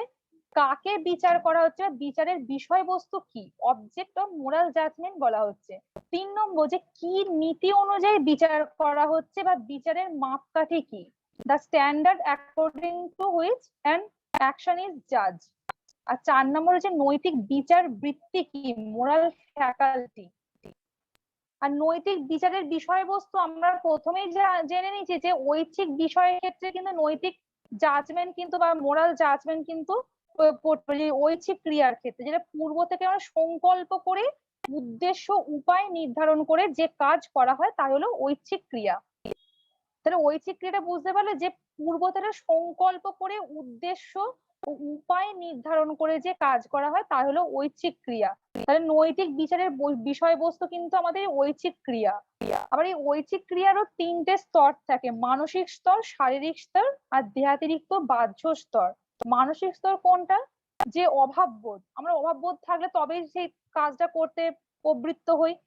কামনা, উদ্দেশ্য, অভিপ্রায় এগুলো কিন্তু মানসিক স্তরের মধ্যে পড়ছে। শারীরিক স্তর কোনটা? যে কাম্য বস্তু লাভ করার জন্য অঙ্গ প্রত্যঙ্গ যে পরিচালনা করছি। আর দেহাতিরিক্ত বাহ্য স্তর যে কার্যের যে প্রত্যাশিত অপ্রত্যাশিত ফলাফল। তাহলে দেখো মোরাল জাজমেন্টের ক্ষেত্রে আমাদের 4টে প্রশ্ন দেখা দিল, যে কে বিচার করছে, বিচারের কর্তাকে, সাবজেক্ট অফ মোরাল জাজমেন্ট এলো, তারপর বিচারের বিষয়বস্তু কি, অবজেক্ট অফ মোরাল জাজমেন্ট, এবং কে মানে কোন নিয়ম অনুযায়ী করা হচ্ছে, এবং নৈতিক বিচারের যে বিচার বৃত্তিটা কি, যেটাকে মোরাল ফ্যাকাল্টি বলা হচ্ছে।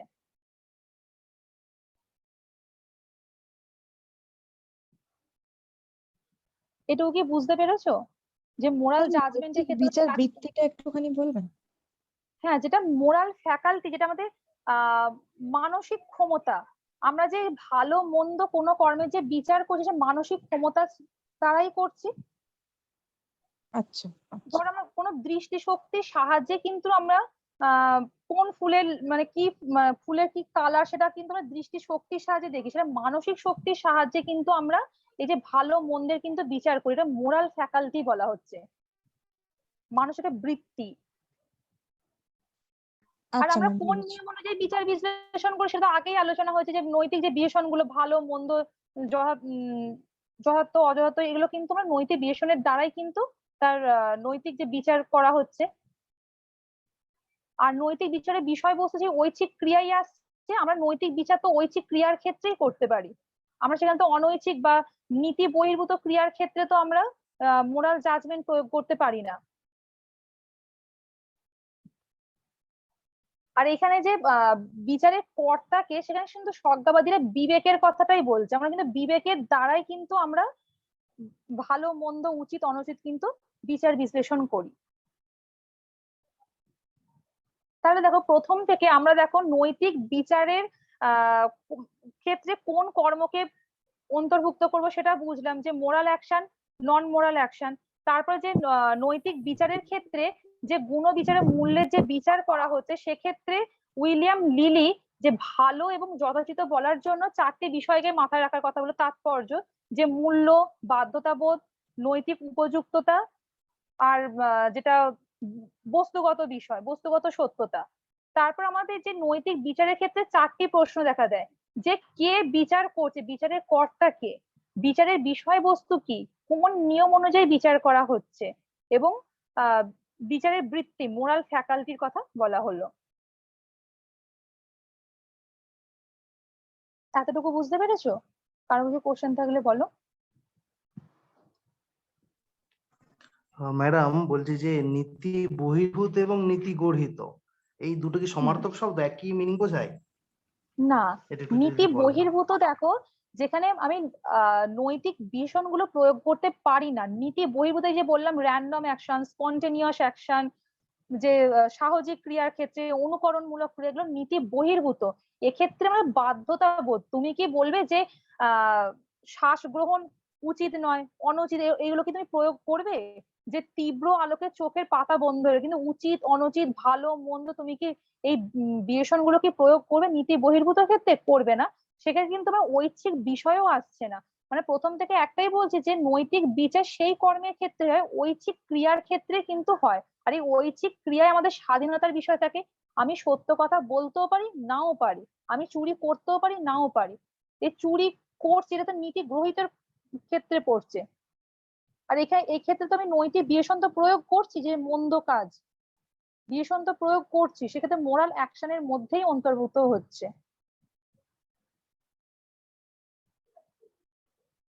বুঝতে পেরেছো? হ্যাঁ ম্যাডাম, ঠিক আছে। তাহলে মাথায় রাখবে যে নীতি বহির্ভূত ক্রিয়ার ক্ষেত্রে কিন্তু ঐচ্ছিক বিষয় আসে না। এই যে আইডিও মোটর অ্যাকশনে যে ভাবজ ক্রিয়া যে আমরা বুঝলাম, যে এক্ষেত্রে কোনো আমাদের ইচ্ছার বিষয় থাকছে না, বা যে একটা শিশু জন্ম লগ্নের পর যে রক্ত চলাচল, তার যে পরিপাক ক্রিয়া, শ্বাস গ্রহণ, এগুলো তার কিন্তু নীতি বহির্ভূত। এক্ষেত্রে বলতে পারি না যে শ্বাস গ্রহণ উচিত অনুচিত ভালো মন্দ, বলতে পারি না, এটা কিন্তু ইচ্ছার বিষয় আসে না। তাহলে নীতি গ্রহীত আর নৈতিক কর্ম কিন্তু আমরা ব্যাপক অর্থে নীতিবিদ্যায় কিন্তু নৈতিকতার মধ্যে অন্তর্গত করছি, দুটোর ক্ষেত্রে আমরা নৈতিক বিবেচন প্রয়োগ করি। আর মোরাল যে জাজমেন্টটা কিন্তু আমরা ঐচ্ছিক ক্রিয়া, যে তোমাদের বললাম যে মোরাল জাজমেন্টের ক্ষেত্রে 4টে প্রশ্ন দেখা যায়, যে নৈতিক বিচারের কর্তাকে, নৈতিক বিচারের বিষয় কি, যে বিষয় বললে ঐচ্ছিক ক্রিয়া চলে আসছে, এবং ঐচ্ছিক ক্রিয়ার 3টে স্তর, মানসিক স্তর, শারীরিক স্তর এবং দেহাতিরিক্ত বাহ্য স্তর চলে আসছে। এবং নৈতিক যে বিচার করবো সেক্ষেত্রে লিলি কিন্তু 4টে বিষয় মাথা রাখার কথা বললো, যে ভালো কোন কাজটাকে বলবো, সেক্ষেত্রে আমাদের মূল্য থাকবে, বাধ্যতা বোধ থাকবে, এবং নৈতিক উপযুক্ততা থাকবে, এবং তোমার বস্তুগত সত্যতা। আমি যে কাজটা কারো ভালো মন্দ যে বিচার করব, আমার সে দৃষ্টিভঙ্গি থাকবে, একটা নিরপেক্ষতা থাকবে, যেটা আমার কাছে ভালো হলো। কেউ কিছু বলছো?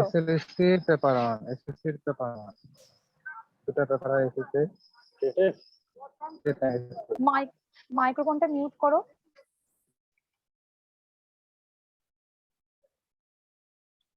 আর কারো কিছু কোশ্চেন আছে? ম্যাম, তার মানে ওই মরাল অ্যান্ড নন মরাল অ্যাকশনসটা, এটা ভলেন্টারি যেটা আমাদের কাজ, সেই ভলেন্টারি কাজটার উপরই নির্ভর করছে, তাই তো? মানে নন মোরাল অ্যাকশনটা, হ্যাঁ। আর সেক্ষেত্রে আমরা তখন ওই মানে কোন কাজটা, মানে মোরাল অ্যাকশন থেকে যেহেতু ভলেন্টারি কাজগুলোর উপরই হচ্ছে, তাহলে সেখানে আমরা একটা মোরাল জাজমেন্ট প্রয়োগ করছি, এবং মোরাল জাজমেন্ট করে কোন কাজটাকে ভালো মন্দ বলছি সেটা বিষয়ে উইলিয়াম লিলি 4টে তাৎপর্যের কথা বলেছেন, মূল্যতা, বাধ্যতা বোধ, নৈতিক উপযুক্ততা আর বস্তুগত সত্যতা। আর মোরাল জাজমেন্টের 4টে প্রশ্ন জাগছে, যে কে বিচার করছে, কাকে বিচার করছে, বিচারের মাপকাঠিটা কি, আর নৈতিক বিচার বৃত্তিটা কি। এটা পুরোটাই ঐচ্ছিক ক্রিয়ার উপর, মানে ভলেন্টারি অ্যাকশনস এর উপর। হ্যাঁ, এই মোরাল জাজমেন্টটা কিন্তু পুরোটা কিন্তু ঐচ্ছিক ক্রিয়ার ভলেন্টারি অ্যাকশনের ক্ষেত্রেই হবে। মোরাল অ্যাকশন আমরা কিন্তু নীতি বহির্ভূত ক্রিয়ার ক্ষেত্রে কিন্তু আমরা কখনোই বিচার বিশ্লেষণ করতে যাব না। ওই জায়গায় শিশু যে আমরা প্রত্যেকে শ্বাস গ্রহণ করছি, সেক্ষেত্রে আমরা উচিত অনুচিত ভালো মন্দ কখনোই বলতে যাব না। একটা শিশু যে অনুকরণমূলক ক্রিয়া করছে, কারো হাসি দেখে হাসছে, কান্না দেখে কাঁদছে, এগুলো কিন্তু আমরা কোনো তো নৈতিক বিবেচন প্রয়োগ করতে পারি না।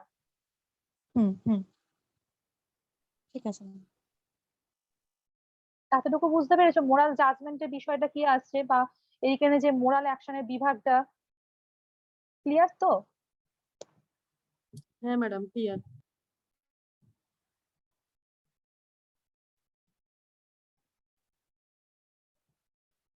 এরপর আমরা নেক্সট বিষয়ে যে যাই, যে মোরাল জাজমেন্ট আমরা বুঝলাম, আবার মোরাল জাজমেন্টের ক্ষেত্রে কিছু আমাদের স্বীকার্য সত্যকে স্বীকার করতে হয়, যেটাকে বলে যে পস্টিউলেট অফ মোরাল জাজমেন্ট। আমরা যে কোনো কাজের, এতক্ষণ বুঝলাম মোরাল জাজমেন্ট কোন ক্রিয়ার ক্ষেত্রে হয়, বুঝলাম। এবার এই মোরাল জাজমেন্টে যখন করব, তার জন্য কিছু স্বীকার্য সত্যকে স্বীকার করতে হয়।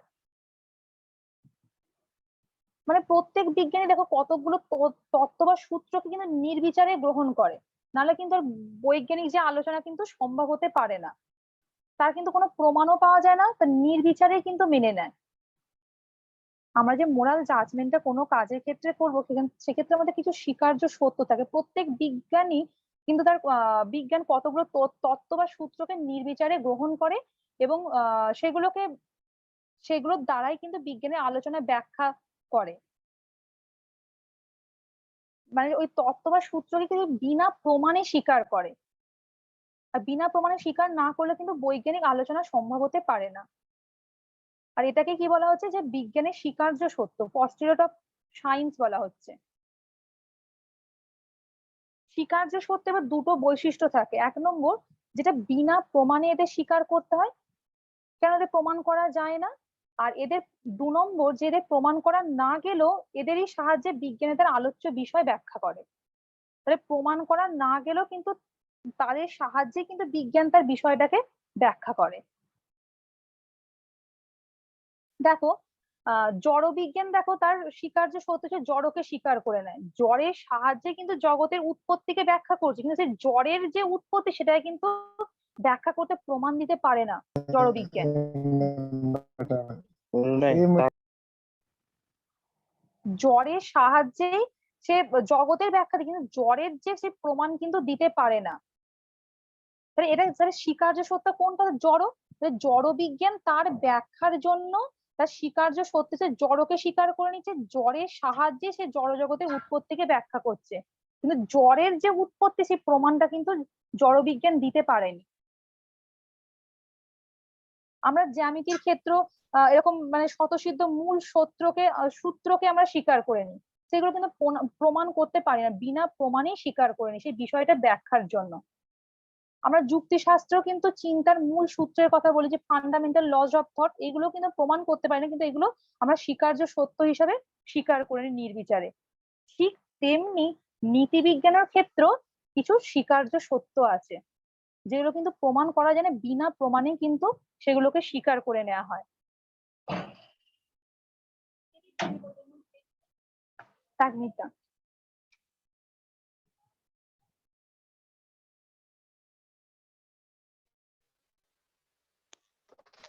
Ma'am,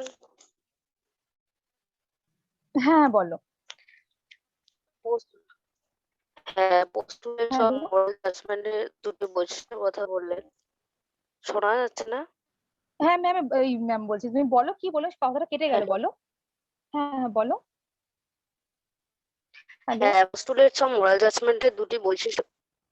hello. হ্যাঁ কথাটা কেটে যাচ্ছে, তুমি বলো। হ্যাঁ, বলছি পোস্টুলেটস অফ মোরাল জাজমেন্টের দুটি বৈশিষ্ট্যের কথা বললেন, তো হ্যাঁ আমি না 2 নম্বর বৈশিষ্ট্যটা বুঝলাম না, আরেকটু বলবেন? মানে যেগুলোকে আমরা স্বীকার্য সত্য হিসেবে স্বীকার করছি সেগুলো কিন্তু প্রমাণ করা যায় না, বিনা প্রমাণেই স্বীকার করতে হয়। এবং 2 নম্বরে এটাই বললাম যে প্রমাণ করা না গেলেও এদেরই সাহায্যে বিজ্ঞান তার আলোচ্য বিষয়ের ব্যাখ্যা করে, তার যে বিষয়ের ব্যাখ্যাটা কিন্তু প্রমাণ করা না গেলেও কিন্তু তাদের সাহায্যে কিন্তু করছে। এই জড় বিজ্ঞান তার স্বীকার্য সত্য যে জড়কে স্বীকার করেছে, কিন্তু জড়কে সে প্রমাণ করতে পারে না, কিন্তু জড়ের সাহায্যে কিন্তু জগতের উৎপত্তিকে ব্যাখ্যা করে। এখানে বিষয়টা বোঝো যে বলছি তাদেরই সাহায্যে তার বিষয়ের ব্যাখ্যাটাকে করছে, কিন্তু জড়ের কিন্তু প্রমাণ কিন্তু করতে পারেনি, বিনা প্রমাণেই মেনে নিয়েছে, কি জড় বিজ্ঞান মেনে নিয়েছে, আর জড়ের সাহায্যে কিন্তু জড় জগতের ব্যাখ্যাটা দিচ্ছে। তাহলে বিনা প্রমাণে স্বীকার করছি এবং এদের প্রমাণ করা না গেলেও তাদের সাহায্যে কিন্তু বিষয়ের ব্যাখ্যা দেওয়া হচ্ছে, এটাই স্বীকার্য সত্যের বৈশিষ্ট্য বললাম। এবং যুক্তি বিজ্ঞানের ক্ষেত্রেও আচ্ছা। বললাম যে ফান্ডামেন্টাল লস, যে চিন্তার সূত্র আমরা স্বীকার করে নিচ্ছি, চিন্তার হ্যাঁ, যে মূল সেটা সেটা প্রমাণ করতে পারছে না, বিনা প্রমাণেই কিন্তু স্বীকার করে নিচ্ছে বিষয়টা ব্যাখ্যার জন্য। জ্যামিতির ক্ষেত্র আছে শত সিদ্ধ মূল সূত্র আছে, তেমনি নীতিবিজ্ঞান যেমন আমি জড় বিজ্ঞান দেখলাম, জ্যামিতির দেখলাম, তারপর যুক্তি বিজ্ঞানের দেখলাম, ঠিক তেমনি নীতিবিজ্ঞানের ক্ষেত্রেও এরকম কতগুলো স্বীকার্য সত্য আমাদের স্বীকার করতেই হয়, যেগুলোকে আমরা প্রমাণ করতে পারি না, বিনা প্রমাণেই স্বীকার করি এবং সেগুলোর দ্বারাই কিন্তু আমরা ব্যাখ্যা করি। আচ্ছা, থ্যাংক ইউ। বুঝতে পেরেছো তো? হ্যাঁ হ্যাঁ, বুঝতে পারছি। তাহলে এইখানে যে স্বীকার্য সত্য নীতিবিজ্ঞানে বলা হলো, এখানে কিন্তু মুখ্য স্বীকার্য গৌণ স্বীকার্য। মুখ্য স্বীকার্যের মধ্যে পড়ছে পার্সোনালিটি, ব্যক্তিত্ব, রিজন আর কর্মের স্বাধীনতা, যেটাকে ফ্রিডম অফ উইল বলা হচ্ছে। তাহলে আমরা যে তোমরা কোশ্চেন করলে মুখ্য স্বীকার্য, এদের ব্যক্তিত্ব, এই যে রিজন, যে পার্সোনালিটি, রিজন এবং ফ্রিডম অফ উইল, এর দ্বারা কিভাবে কাজের বিচার করবো, নৈতিক বিচার করব। মুখ্য ধরো কোনো স্বীকার্যের মধ্যে ব্যক্তি, কোনগুলো পড়ছে আরেকবার বলুন তো ম্যাডাম। 3টে, হ্যাঁ, পার্সোনালিটি, এগুলো কিন্তু নেটের কোশ্চেনও দেয়, পার্সোনালিটি, রিজন,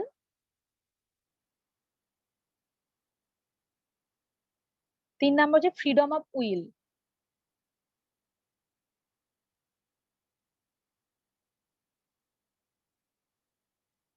আর গৌণ স্বীকার্যের মধ্যে আসবে ঈশ্বরের অস্তিত্ব,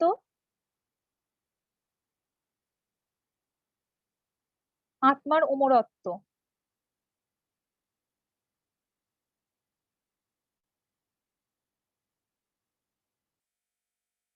লেখা হয়েছে? হ্যাঁ ম্যাডাম, লেখা হয়েছে। হ্যাঁ ম্যাম, হ্যাঁ আরেকবার বলেন। প্রথমটা মুখ্য ছিল তো?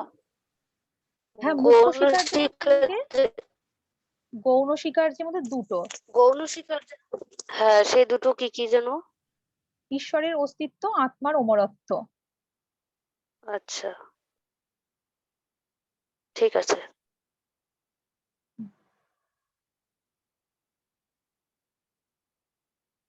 তাহলে এবার দেখি যে ব্যক্তিত্ব বলতে কি বুঝবো, পার্সোনালিটি বলতে কি বুঝবো।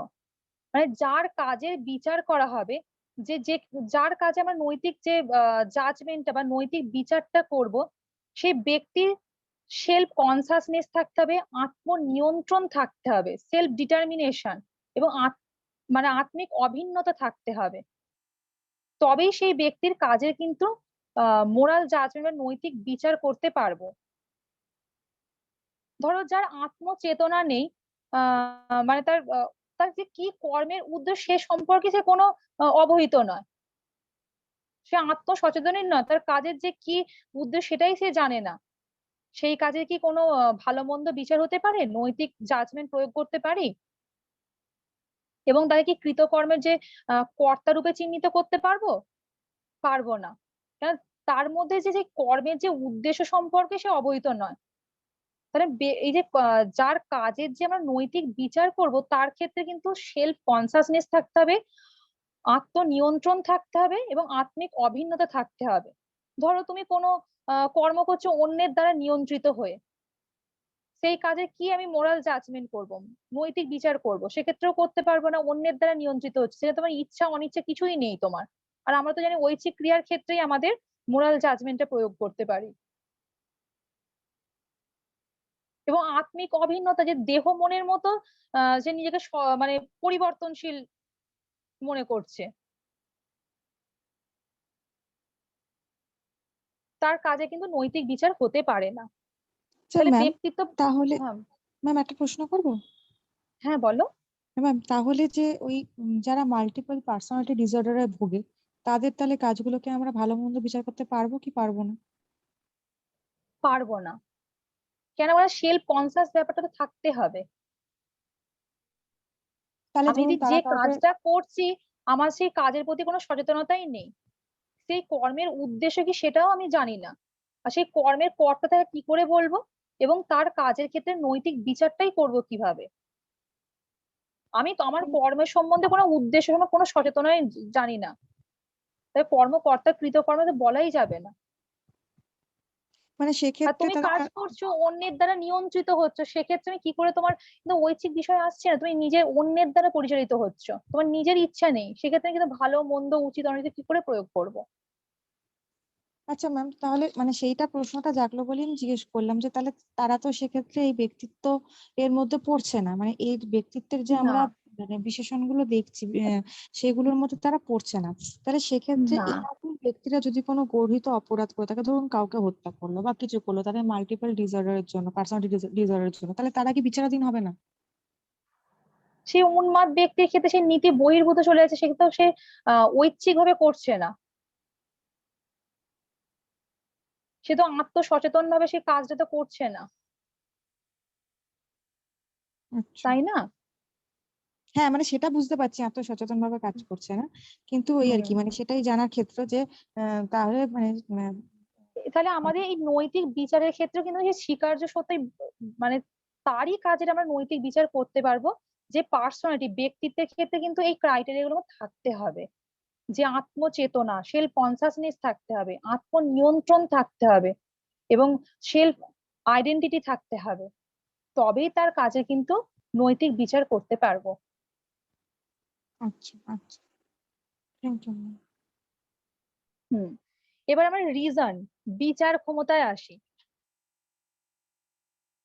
তাহলে তারই কাজে আমরা নৈতিক বিচার প্রয়োগ করতে পারবো, যে মানে কাজের কোনটা ভালো মন্দ ন্যায় অন্যায় বিচার করতে পারে। মানে তার কাজের যে ফলাফল সম্পর্কে, যে শুভ অশুভ সম্পর্কে বিচার ক্ষমতা নেই, সেই ব্যক্তির কিন্তু কাজের আমরা নৈতিক বিচার করতে পারি না। যার কোনো বিচার ক্ষমতা নেই তার কাজের ক্ষেত্রে কিন্তু আমরা মোরাল জাজমেন্টটা কিন্তু প্রয়োগ করতে পারি না।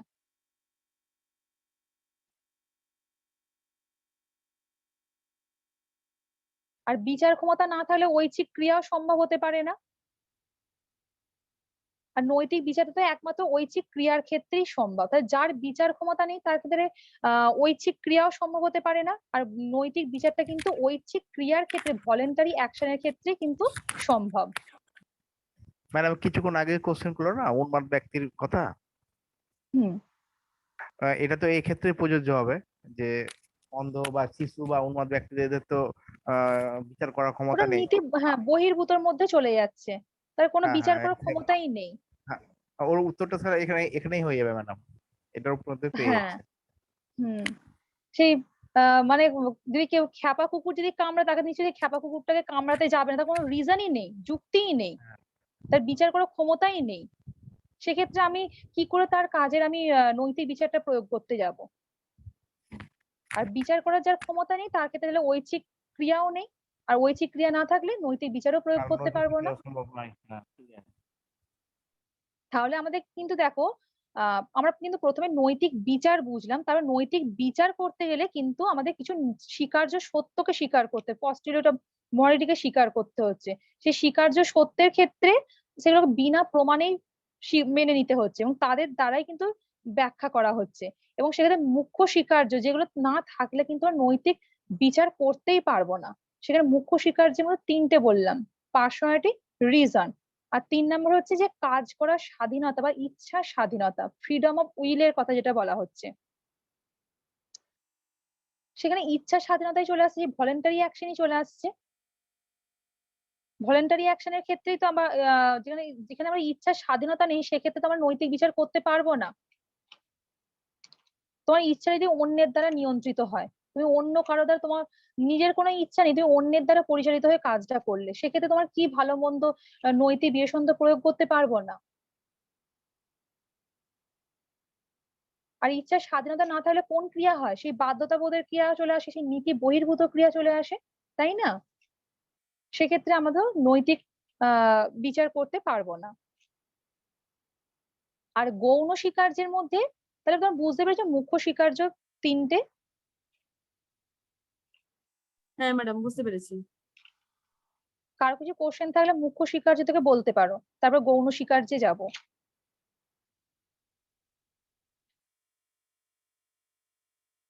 ম্যাডাম সবাই বুঝতে পেরেছো? হ্যাঁ হ্যাঁ বলো। রিজনটা যেমন বললেন তেমনি ফ্রিডম অফ উইলটা ক্ষেত্রে কি হবে সেটা একটু বলুন। হ্যাঁ, আমাদের ফ্রিডম অফ উইল বলতে ইচ্ছার স্বাধীনতা। আমরা তো যে ইচ্ছার স্বাধীনতা ঐচ্ছিক ক্রিয়ার ক্ষেত্রেই তো নৈতিক বিচার করতে পারি, আমরা আগেও বুঝেছি, আলোচনা করলাম। ঐচ্ছিক ক্রিয়া না থাকলে যে বাধ্যতাবোধের ক্রিয়া, সেক্ষেত্রে তো আমরা নৈতিক বিচার করতে পারি না। ধরো তোমার আহ কোনো কিছু কাজে ইচ্ছা নেই, সেই কাজটা তোমার অন্যের দ্বারা পরিচালিত হয়ে তুমি কাজটা করছো, সেই কাজের ক্ষেত্রে আমি তো ভালো মন্দ বিচার বিশ্লেষণ বা নৈতিক বিবেচনা তো প্রয়োগ করতে পারি না, এবং নৈতিক যে জাজমেন্ট, মোরাল জাজমেন্ট, সেক্ষেত্রে তো প্রয়োগ করতে পারি না। মোরাল জাজমেন্ট তো করা যাবে না। তাহলে সেই ব্যক্তির কাজেরই নৈতিক বিচার করা যায় যার ইচ্ছার স্বাধীনতা আছে। বুঝতে পারলে? হ্যাঁ ম্যাডাম বুঝতে পেরেছি। ম্যাম তার মানে এই যে ব্যক্তিত্ব, রিজন আর ফ্রিডম অফ উইল, এই তিনটে বললেন, এই তিনটের ক্ষেত্রে যখন আমরা নেগেটিভ মানে এগুলো যখন যখন এগুলো থাকছে না, মানে ব্যক্তিত্বের ক্ষেত্রে যখন তার সেলফ কনসিয়াসনেস থাকছে না, আত্মনিয়ন্ত্রণ থাকছে না, রিজনের ক্ষেত্রে যেমন তার কোনো বিচার ক্ষমতাটাই নেই, ফ্রিডম অফ হ্যাঁ। উইলের ক্ষেত্রে যেমন তার উইলের ফ্রিডমটাই নেই, হ্যাঁ। যখন এগুলো থাকছে না তখন সেগুলো সব নন ভলেন্টারি অ্যাকশনে ঢুকে যাচ্ছে। যেহেতু নন ভলেন্টারি অ্যাকশনে ঢুকে যাচ্ছে তাই জন্য তার কোনো মরাল জাজমেন্ট আসছে না, তাই তো? না, হ্যাঁ, তাহলে মোরাল জাজমেন্ট করতে গেলে কিন্তু আমাদের তিনটে কিন্তু আবশ্যিক দরকার। স্বীকার্য সত্য স্বীকার করতেই হবে, কিন্তু এগুলো কিন্তু প্রমাণ করতে পারবো না, বিনা প্রমাণেই আমাদের কিন্তু স্বীকার করতেই হবে কোনো ব্যক্তি তার কাজের নৈতিক বিচার করার জন্য। আচ্ছা ম্যাম। আমরা গৌণ স্বীকার্য কি বলেছিলাম? যে আত্মার অমরতা, ইমমোর্টালিটি অফ দ্য সোল। এই যে নৈতিক জীবন, সেটা আমাদের সহজলভ্য নয়। নৈতিক জীবনের জন্য আমাদের অনেক কিছু প্রচেষ্টার প্রয়োজন। সাধনার দ্বারা নৈতিক জীবন আমরা যে সাধনার দ্বারা প্রচেষ্টার দ্বারা যে নৈতিক জীবন যে লাভ করবো সেটা কি মানে এক জীবনে কি পরিপূর্ণতা লাভ করতে পারি? এক জীবনে কিন্তু পরিপূর্ণতা লাভ করতে পারি না। মানে আদর্শ নৈতিক জীবন মানে এক জীবনে আংশিক ভাবে লাভ করতে পারি।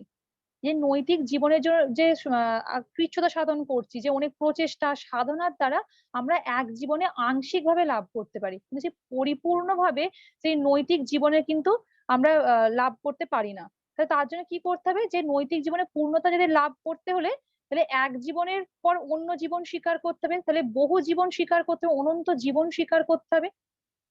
আত্মার অমরতাকে স্বীকার করেছি, আত্মার অমরতা বিনা প্রমাণেই কিন্তু মেনে নেবো।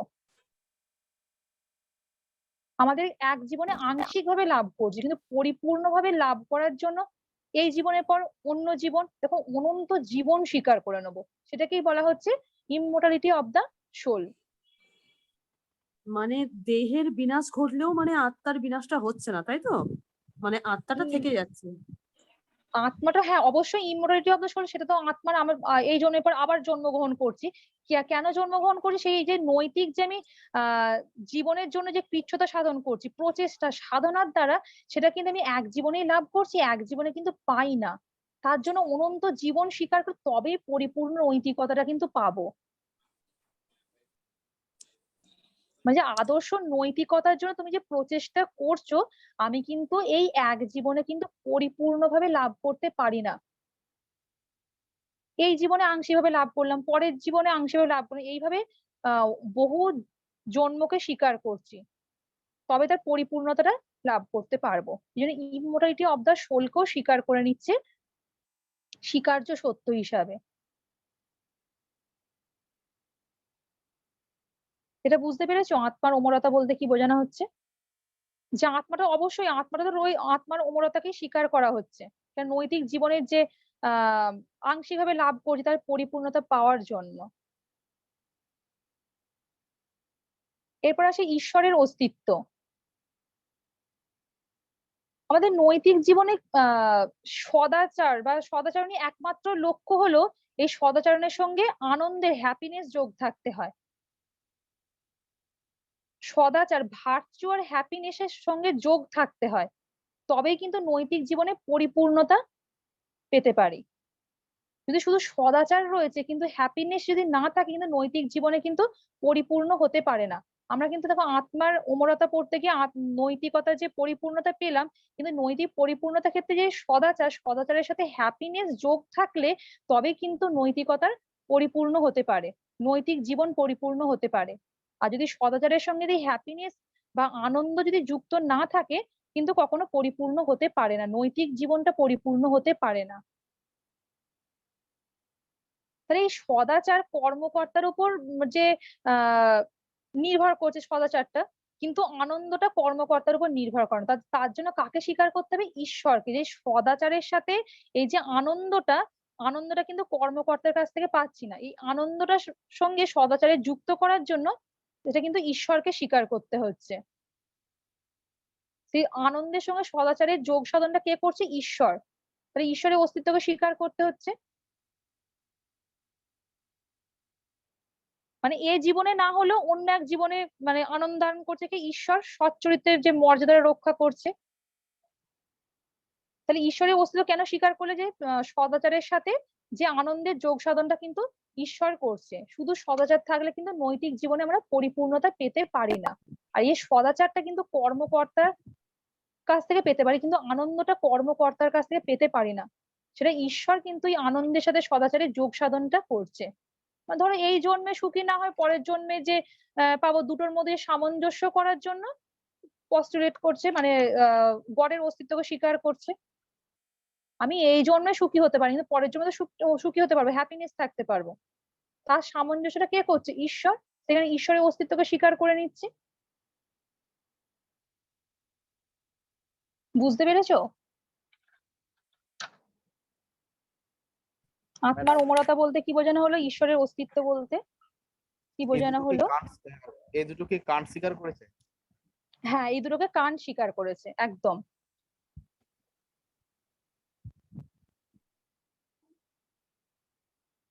তাহলে আমরা মুখ্য স্বীকার্য গৌণ স্বীকার্য পেলাম। নৈতিক বিচারের ক্ষেত্রে আমাদের কিন্তু স্বীকার্য সত্য স্বীকার করলাম, যেগুলো কিন্তু বিনা প্রমাণেই আমাদের মেনে নিতে হচ্ছে। তাহলে নৈতিক বিচার নাহলে সম্ভব হতে পারে না। এই স্বীকার্য সত্যগুলো যদি না স্বীকার করি তাহলে আমাদের নৈতিক বিচার কিন্তু সম্ভব হতে পারবে না। বলো এর মধ্যে কার কিছু কোশ্চেন আছে কিনা?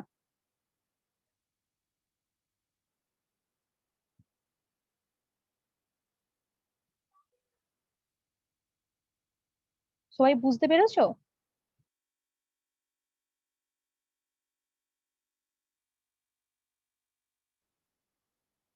হ্যাঁ কি না বলো?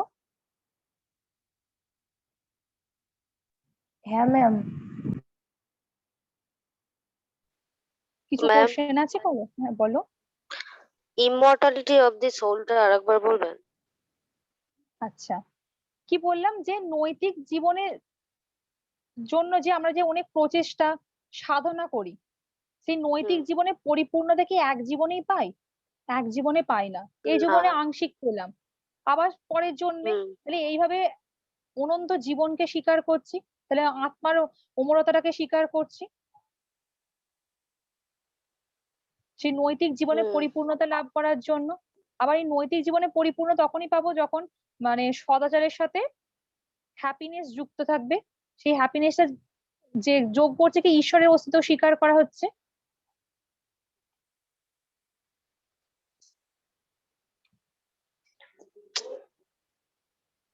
শুধু সদাচার থাকলে নৈতিক জীবনে পরিপূর্ণ হতে পারে না, তার সাথে হ্যাপিনেস যোগ থাকতে হয়।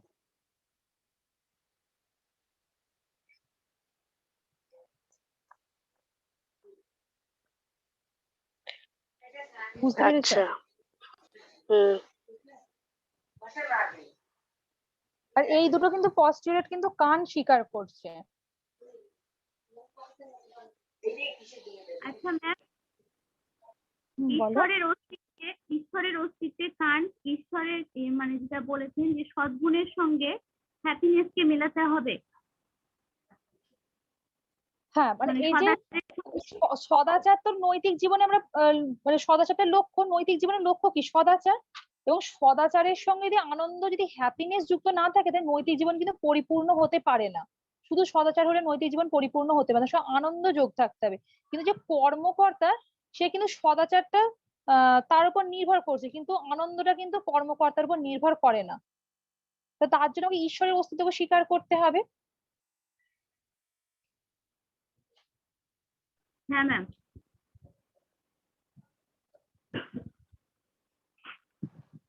মানে ম্যাম ওখানে যে কান্ট ওই দি মানে হাইয়েস্ট গুডের কথা যেটা কান্ট বলেছেন সেটারই তো ব্যাখ্যা। মানে মানে যদি আমাদের হাইয়েস্ট গুডের সন্ধান পেতে হয় তাহলে আমাদের মানে যেটা আমাদের সদাচার বা সদ্গুণ মানে ভার্চু, সেটার সঙ্গে আমাদের হ্যাপিনেসটাও দরকার আছে।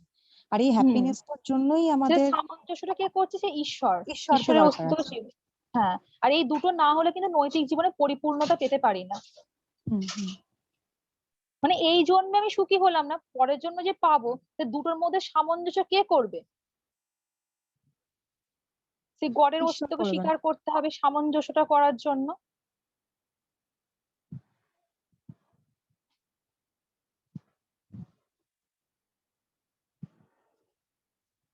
বলো প্রথম থেকে কারো কিছু অসুবিধা আছে কিনা, কোশ্চেন করতে পারো। তাহলে শিপ্রা, আজকে প্রথম থেকে তুমি কি কি বিষয়গুলো আলোচনা করলে একবার যদি 5 মিনিটে সবাইকে একবার সাম আপ করে জিনিসটা বলে দাও, আমার মনে হয় সুবিধা হবে সবার, যে কোন কোন বিষয়গুলো আজকের ক্লাসে আলোচনা হলো। হ্যাঁ, আমরা প্রথমে আলোচনা করলাম যে নৈতিকতার ধারণা কিভাবে আমাদের মধ্যে পেলাম, সেই টপিকটা আমরা আলোচনা করলাম। এবং নীতিবিদ্যা কোন ইংরেজি প্রতিশব্দ থেকে এসেছে? এথিক শব্দ থেকে এসেছে, এবং এথিক শব্দটা যে গ্রিক শব্দ এথিকা থেকে এসেছে, এবং এথিকা যে মূল শব্দ এথস থেকে নিঃসৃত হয়েছে। এবং এথস শব্দের যে মানে রীতিনীতি, অভ্যাস, মানুষের আচার আচরণ, যে চরিত্রের কথা বলা হলো। এবং এটাও আলোচনা করলাম যে এই শব্দকে বিশ্লেষণ করেও তার পরিপ্রেক্ষিতে নীতিবিদ্যার কিন্তু একটা সংজ্ঞা অর্থ পেতে পারি। যে যে বিজ্ঞান মানুষের আচার আচরণ, রীতিনীতি, অভ্যাস নিয়ে আলোচনা করে তাকে নীতিবিজ্ঞান বলা হয়। তাহলে এই শব্দটার ক্ষেত্রেও আমাদের একটা গুরুত্বপূর্ণ আছে, শব্দ বিশ্লেষণের দ্বারাও কিন্তু আমরা নীতিবিজ্ঞানের একটা সংজ্ঞা পাচ্ছি। এবং যে নীতিবিজ্ঞানকে এথিক্সকে মোরাল ফিলোসফি বলা হলো। এই মোরাল শব্দটা যে ল্যাটিন শব্দ মোরেস থেকে এসেছে, মোরেস শব্দ বলতে যা বোঝাচ্ছে যে এথস শব্দ, সে একই অর্থকে আমরা পেলাম, এবং তাহলে এথিক্সকে আমরা মোরাল ফিলোসফি নামেও বলতে পারি। এবং যে নীতিবিজ্ঞানের সংজ্ঞার ক্ষেত্রে যে বিভিন্ন দার্শনিক বিভিন্ন ভাবে সংজ্ঞা দিয়েছে, সে ম্যাকেনজি মত পেলাম, যে ম্যানুয়াল অফ এথিক্সে ম্যাকেনজি কি বললো, এবং William lily and introduction to ethics গ্রন্থে যে সংজ্ঞা দিল, এবং মানে উইলিয়াম লিলির যে সংজ্ঞাটা যে সর্বোৎকৃষ্ট সর্বগ্রাহ্যনীয়, এবং উইলিয়াম লিলির সংজ্ঞা থেকে কিন্তু আমরা যে নীতিবিজ্ঞানের স্বরূপ যে ক্যারেক্টারিস্টিক্স গুলো কিন্তু পাই। সেখানে ক্যারেক্টারিস্টিক্স আমরা আলোচনা করলাম যে নীতিবিজ্ঞান একটা বিজ্ঞান বলা যায়, এথিক্স অ্যাজ এ সায়েন্স বলছি, এথিক্স অ্যাজ এ নর্মেটিভ সায়েন্স বলা হচ্ছে, এবং সায়েন্সের ভাগ দেখলাম যে বস্তুগত যে বিজ্ঞান এবং আদর্শনিষ্ঠ বিজ্ঞান, এবং তার দুটোর মধ্যে পার্থক্য বুঝলাম, যে কেন আদর্শনিষ্ঠ বিজ্ঞানকে ডেসক্রিপটিভ সায়েন্স বলা হলো না। এবং যে নীতিবিজ্ঞান মানুষের আচরণ নিয়ে আলোচনা করে, সমাজবদ্ধ মানুষের আচরণ নিয়ে আলোচনা করে, এবং যে নীতিবিজ্ঞানের কিছু ফান্ডামেন্টাল যে কনসেপ্ট নিয়ে আলোচনা করলাম, যে মৌলিক প্রত্যয়, যে উচিত অনুচিত ভালো মন্দ, এগুলো সব মৌলিক প্রত্যয়কে নিয়ে আলোচনা করি। মৌলিক প্রত্যয় ছাড়া নীতিবিজ্ঞানে কিন্তু আলোচনা এক পাও এগোতে পারে না, সেই বিষয়টাকে বুঝলাম।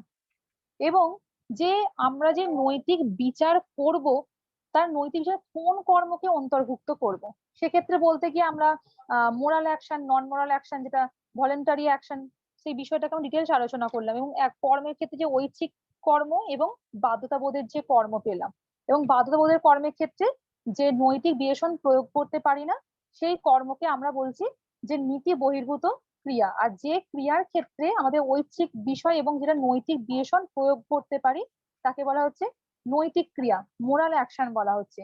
এবং যে নীতিবিজ্ঞানে এই যে নৈতিকতার সাথে ব্যাপক অর্থে কি বোঝানো হলো, তার মধ্যে যে নীতি গ্রহীত এবং নৈতিক কর্ম দুটোই যে অন্তর্ভুক্ত হলো, সে এই অর্থেই যে নৈতিকতা শব্দটা ব্যবহার করা যে ব্যাপক অর্থে, সেটাও আলোচনা করলাম। কারণ নীতি গ্রহীত কর্মের ক্ষেত্রেও আমরা নৈতিক বিবেচন প্রয়োগ করি। এই যে চুরি করছি, এটা মন্দ কাজ, এক্ষেত্রেও কিন্তু নৈতিক বিবেচন প্রয়োগ করছি।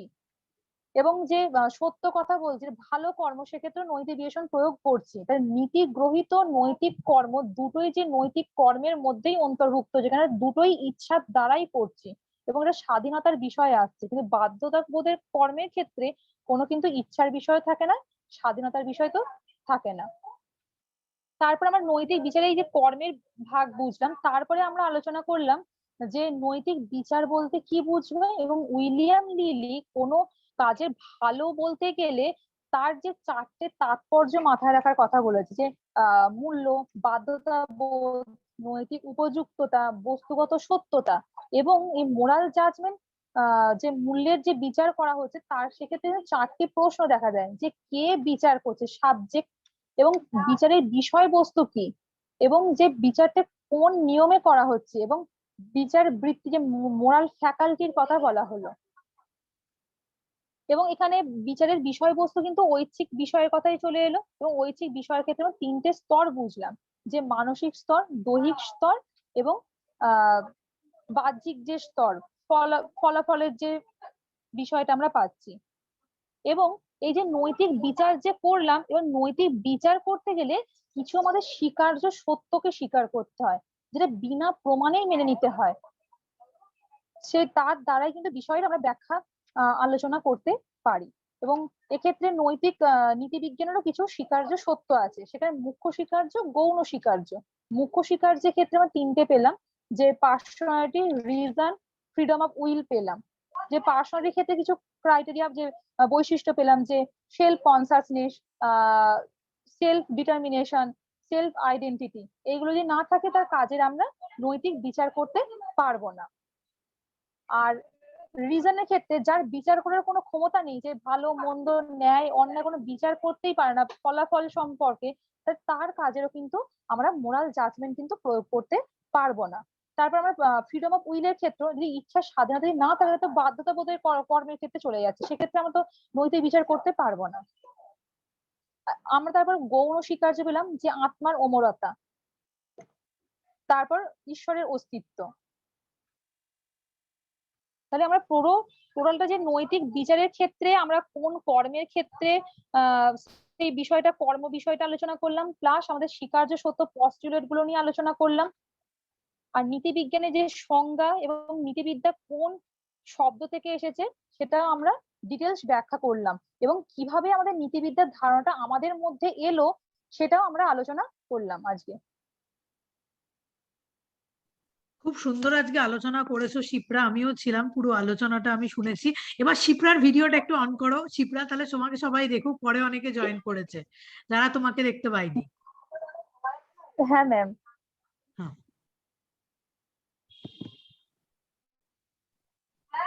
হ্যাঁ, এই তো শিপ্রা ভিডিও অন করেছে। খুব সুন্দর আলোচনা করেছো, প্রথম জায়গাটুকু পুরো থ্যাংক ইউ কনসেপ্ট ম্যাম। অনেকটা অংশ ক্লিয়ার হয়ে গেছে। প্রচুর স্টুডেন্ট পিডিএফ চাইছে আমার কাছে পার্সোনালি মেসেজ করে, যে যে অংশটুকু তুমি আজকে পড়ালে যদি কোনো একটা ভালো বাংলা বই থেকে তুমি যদি অল্প অংশটুকু একটু পিডিএফ করে দিতে পারো ওদের, তাহলে ওদের পড়তে সুবিধা হয়। তুমি যে জায়গাটা আজকে পড়ালে ওদের আচ্ছা বুঝতে ম্যাম। সুবিধা হয়। ঠিক আছে, যদি তোমার পক্ষে সম্ভব হয় তাহলে তুমি একটুখানি পিডিএফ করে দিও। আর বলছি, কারোর কোনো প্রশ্ন আছে আচ্ছা ম্যাম। আজকের ক্লাসের ওপরে? কারোর যদি কোনো প্রশ্ন থাকে ওকে একটুখানি করো। ম্যাডাম আমি জিজ্ঞাসা করতাম, জানতে হ্যাঁ, চাই। উজ্জ্বল কিছু বলছো, বলো। বলছি যে ধরেন এই পেনটি ভালো, এটা নৈতিক বাক্য না অনৈতিক বাক্যের মধ্যে পড়ছে? কি বলো?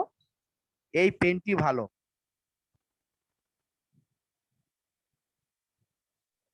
এটা তোমার এই পেনটি ভালো, এক্ষেত্রে কি তোমার তো মানে নৈতিক কর্মের ক্ষেত্রে আসছে না। তাহলে এটা কি নীতি আমি মোরাল জাজমেন্টটা কিভাবে প্রয়োগ করব?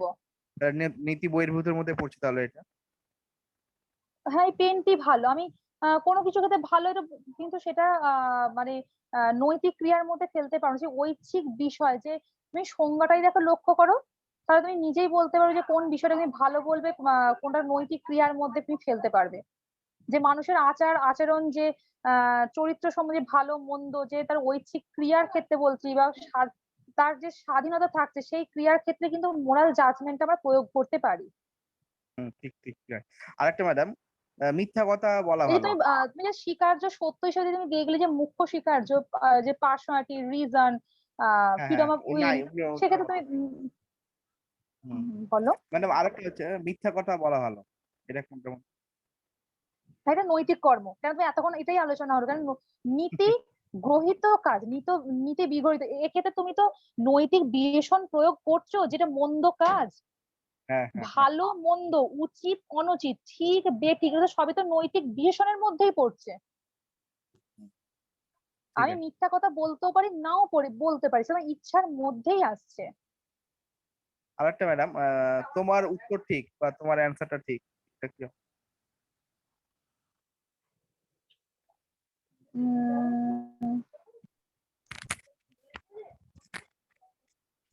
হ্যাঁ, এটা তুমি নৈতিক আনসারটা ঠিক, কিন্তু আমার এখানে এটা আমার ভেবে বলতে হবে। আচ্ছা ঠিক আছে, পরে জানিয়ে দেবেন ম্যাডাম। হ্যাঁ হ্যাঁ, পরেটা আমি ভেবে বলবো। ঠিক আছে।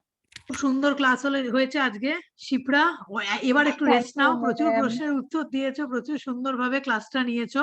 তোমাদের আজকের এই ক্লাসটা টোটালি একটু বাদেই আমি ইউটিউবে দিয়ে দেবো। প্রচুর জন বলছে যে হচ্ছে ইউটিউবে ক্লাসটা দেওয়ার জন্য, অনেকে ক্লাসটা জয়েন করতে পারেনি বা পুরো ক্লাসটা কন্টিনিউ করতে পারেনি, বলছে যে ইউটিউবে দেওয়ার জন্য। আমি অবশ্যই ক্লাসটা ইউটিউবে দিয়ে দেবো। এইভাবেই তোমাদের অল্প অল্প অল্প অল্প অংশ করে সমস্ত বিষয়ের উপরে ক্লাস হতে থাকবে। তোমরা যে বিষয়ের উপরে তোমাদের মনে করছো যে আমার কাছে যারা স্টুডেন্টরা পড়ে তারা আলাদা, তারা তো সব বিষয়ের উপরেই ক্লাস পাচ্ছে, কোনো অসুবিধা নেই। কিন্তু স্টুডেন্টদের যদি মনে হয় ব্যক্তিগতভাবে কোনো স্টুডেন্টের যে এই বিষয়ে আমার সমস্যা আছে ম্যাম, এই বিষয়টার উপরে যদি ক্লাস নেওয়া হয় তাহলে খুব ভালো হয়, হয়তোবা আমি সেই ক্লাসটা নাও নিতে পারি, সবসময় যে আমি ক্লাস নিতে পারবো তা নয়, কিন্তু অনেকজন রয়েছে এখানে যারা সেই ক্লাসগুলো নিতে পারবে। শিপ্রা রয়েছে, আরো অনেকে রয়েছে যারা সেই বিষয়গুলো সবাইকে পড়াতে পারবে। সুতরাং তোমরা জানাও যে কোন বিষয়ের উপরে তোমরা ক্লাস চাও, কোন বিষয়ে তোমাদের কনসেপ্ট ক্লিয়ার হতে অসুবিধা আছে, সেই বিষয়ের উপরে নিশ্চয়ই সবার জন্য ক্লাসগুলো রাখা হবে, কোনো অসুবিধা নেই। ঠিক আছে, যাই হোক আজকে থ্যাংক ইউ শিপ্রা, খুব সুন্দর, এত সুন্দর ক্লাস নেওয়ার জন্য। আর প্রায় 10টা বাজে, রাত্রি 10টা বাজে। এবার আমরা ম্যাম ক্লাসটা একটা কথা শেষ বলবো করব। আমি? হ্যাঁ হ্যাঁ, জরিতা বলো। হ্যাঁ ম্যাম, ওই যে উদাহরণটা বললো না, ওই যে এই পেনটি ভালো, এইটা তো ফ্রিডম অফ উইলের মধ্যে পড়ছে। আমি যদি ব্যক্তি হই এবং আমার যদি সেলফ কনসিয়াসনেস থাকে, আমি যদি সচেতন হই, তাহলে আমি তো আমার ইচ্ছার স্বাধীনতা নিয়েই বলছি এই পেনটা ভালো। শিপ্রা। হ্যাঁ, এক্ষেত্রে যে আমি কোনো কর্ম করছি ইচ্ছার স্বাধীনতা অনুযায়ী, কিন্তু এই পেনটি কিন্তু কর্মত বিষয়টা তো আসছে না। না, পেনটা এখানে অবজেক্ট, মানে পেনটার ক্ষেত্রে দেখো জিনিসটা এখানে অবজেক্টিভ হয়ে যাচ্ছে। কিন্তু মাথায় রাখো, আমরা কিন্তু মানুষের কর্মের কিন্তু আমরা নৈতিক বিচার করতে পারি। হ্যাঁ সেটাই বলছি, এবং পেনটা তো এখানে অবজেক্টিভ ওয়েতে ইউজ হচ্ছে। পেনটা তো অবজেক্ট, এই পেনটাকে তো সাবজেক্ট, মানে যদি মানুষটি ভালো মন্দ বলতো, বা আমি যদি কোনো কাজ করছি এটা ভালো মন্দ বিচার হবে, তবে তো সেটা মানুষের কাজের হবে। এটা তো পেনের ক্ষেত্রে হচ্ছে, এই পেনটি ভালো, পেনটাকে আমি বলছি ভালো। পেনটা তো মানুষ নয়, পেনটার মধ্যে তো কোনো প্রাণ নেই, পেনটা তো জড় বস্তু। এখানে কিন্তু মানুষের আচার আচরণকে নিয়েই কিন্তু এখানে নৈতিক যে ক্রিয়ার মধ্যে অন্তর্গত হলো, এবং যে যে মোরাল জাজমেন্টটা কিন্তু প্রয়োগ করতে পারছি। কিন্তু এখানে অবজেক্টের বিষয় তো হ্যাঁ হচ্ছে না তো, না, হবে না। মানে অবজেক্টকে কি করে আমরা মরাল নরমাল বলবো? আমরা তো এখানে তো মানুষের ক্রিয়াকেই তো আমরা প্রাধান্য দিচ্ছি, মানুষের ক্রিয়া নিয়েই তো ভালো মন্দ। আমরা কিন্তু দেখো অন্য কিছুর ভালো মন্দ নিয়ে কিন্তু এখানে বিচার বিশ্লেষণ করা হচ্ছে না, মানুষের ক্রিয়া একদমই। নিয়ে কিন্তু বিচার বিশ্লেষণ করা হচ্ছে। আমরা কিন্তু কোনো জড়র বিষয় নিয়ে ভালো মন্দ উচিত অনুচিত কিসে এটাতে বিচার হবে না। আমরা কিন্তু মানুষের কর্মের, তার আচার ব্যবহার, তোমার সংজ্ঞাটাই মাথায় রাখো, রীতি নীতি অভ্যাস, মানুষের আচরণ চরিত্র, এই সমস্ত বিষয় কিন্তু প্রথমে সংজ্ঞাতেই আমরা পাচ্ছি। আর আমাদের কিন্তু যে নৈতিক মোরাল জাজমেন্টটা কিন্তু মানুষেরই আমরা মোরাল জাজমেন্টটা প্রয়োগ করছি। এবং এখানে মানে সমাজবদ্ধ মানুষেরই আমরা যে মোরাল জাজমেন্ট ভালো মন্দ উচিত অনুচিত বলতে পারি। যে দেখো যে মানুষ বললো, যদি নির্জন, যে উদাহরণটা দিলাম যে নির্জন দ্বীপে কেউ যদি থাকে, তার কিন্তু কর্মের ভালো মন্দ উচিত অনুচিত বলতে পারবো না। আমরা নীতি বিজ্ঞানের ক্যারেক্টারিস্টিক্স এর মধ্যেই পেলাম যে ভালো মন্দ উচিত অনুচিত কিন্তু সমাজবদ্ধ মানুষেরই হবে। কেন সমাজস্থ মানুষের মধ্যে একটা মানুষ যদি খারাপ কাজ করে, অন্য মানুষ বলে এই মানুষটা খারাপ কাজটা করেছে। কি সমাজবদ্ধ মানুষেরই কিন্তু নীতি নৈতিকতার বিষয়টা কিন্তু আসে। এখানে তো অবজেক্টের যে বিষয়, পেনটি ভালো, এক্ষেত্রে কিন্তু আমরা মোরাল জাজমেন্ট প্রয়োগ করতে পারবো না। এবং ভালো কারণ মন্দ পেনটা তো জড় বস্তু, মানে আমরা তো তার বিচারটাই করতে পারবো না। করতে পারবো না। আর তোমার স্বীকার্য সত্যগুলো মাথায় এলে তোমার বুঝতে হবে পার্সোনালিটি, একটা পার্সোনালিটির ক্ষেত্রে একটা self consciousness, self determination, self identity, তবেই তার কাজের ভালো মন্দ বিবেচনা প্রয়োগ করতে পারবো। তারপরে দেখো বিচার ক্ষমতা, কার বিচার ক্ষমতা? মানুষের কাজ, যে কাজের বিচার করা হবে তার কতটা ভালো মন্দ সম্বন্ধে বিচার করার ক্ষমতা আছে, তবেই তার কাজে কিন্তু আমরা ভালো মন্দ প্রয়োগ করতে পারবো। কাজের ইচ্ছার স্বাধীনতা। হ্যাঁ ম্যাম, যদি এটা এরকম কোনো ক্ষেত্র হতো, মানে এইখানে পেনটা ভালো কি মন্দ এটা এই এথিক্স এর মানে ভালো মন্দ বিচারের মধ্যেই পড়ে না। যদি এরকম কোনো ক্ষেত্র হতো যে যে বলছে পেনটা ভালো, সেই ক্ষেত্রে যদি কোনো এমন পরিস্থিতি সৃষ্টি হতো যে ক্ষেত্রে তার পেনটাকে ভালো কি মন্দ বলা সেই সাবজেক্টের ক্ষেত্রে কোনো একটা মরাল অ্যাকশনস এর মধ্যে পড়ে যেত, তাহলে তার সেই সাবজেক্টের মরাল অ্যাকশনস কে আমরা বিচার করতে পারতাম। কিন্তু পেনটা তো এই অ্যাকশনস এর বিচারের মধ্যেই আসে না। না না, একদমই না। প্রথম থেকে সংজ্ঞাটা দেখলেই বুঝতে পারবে কোনটা আমরা নৈতিকতার মধ্যে ফেলবো, কোনটাকে ফেলবো না। আমরা কিন্তু প্রথম থেকে স্টেপ বাই স্টেপ মানে আলোচনা করছি কিভাবে আমরা কোনটাকে নৈতিকতার মধ্যে ফেলবো, কোনটাকে নীতি বহির্ভূত বলবো। ডিটেলস ব্যাখ্যা আলোচনা হলো। Thank you. আচ্ছা, আজকের ক্লাসটা তাহলে এখানেই শেষ হচ্ছে। আমি চেষ্টা করছি যে ক্লাসটার পরে এই সংক্রান্ত ব্যাপারে শিপ্রা যদি একটা পিডিএফ দিয়ে দেয়, আমি পিডিএফটা গ্রুপে শেয়ার করে দেবো। তোমরা একটুখানি দেখলে, আর ক্লাসটা যদি ইউটিউবে তোমরা আরেকবার শোনো, তাহলে শুনলে কিন্তু তোমাদের একদম কনসেপ্ট কিন্তু সবার ক্লিয়ার হয়ে যাবে। ঠিক আছে? যাই হোক, গুড নাইট সবাইকে। রাত 10টা বাজে ক্লাস, আজকের ক্লাসটা কিন্তু তাহলে আজকেই শেষ করছি এখানে। হ্যাঁ হ্যাঁ বলো। চ্যাটে কিছু লিখেছি ম্যাডাম, চ্যাটে কিছু লিখেছো? দেখতে তো পাচ্ছি না। আচ্ছা, তুমি গ্রুপে লেখো না উজ্জ্বল, আমাদের গ্রুপে লিখে দাও, আমি ওটা শিপ্রাকে ফরওয়ার্ড করে দেবো। ঠিক আছে?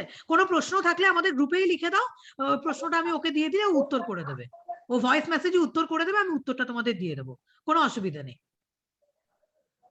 ঠিক আছে, হ্যাঁ ম্যাম। চলো আজকের মতো করে ক্লাসটা, হ্যাঁ ম্যাম রেকর্ডিংটা আমি রেকর্ডিংটা দিয়ে দিচ্ছি, আমি রেকর্ডিংটা দেবশ্রী আমি ইউটিউবে দিয়ে দিচ্ছি, দিয়ে আমি তোমাদের ঠিক শেয়ার আছে। করে দিচ্ছি, কোনো অসুবিধা ঠিক হবে আছে না। আর আমি Good night. পিডিএফও দিয়ে দিচ্ছি, ঠিক আছে, তাহলে আজকে গুড নাইট সবাইকে, আজকের মতো তাহলে Good night. ক্লাসটা এখানেই Thank you, শেষ ma'am. হলো। হ্যাঁ, গুড নাইট সবাইকে, good night. Good night. Good night.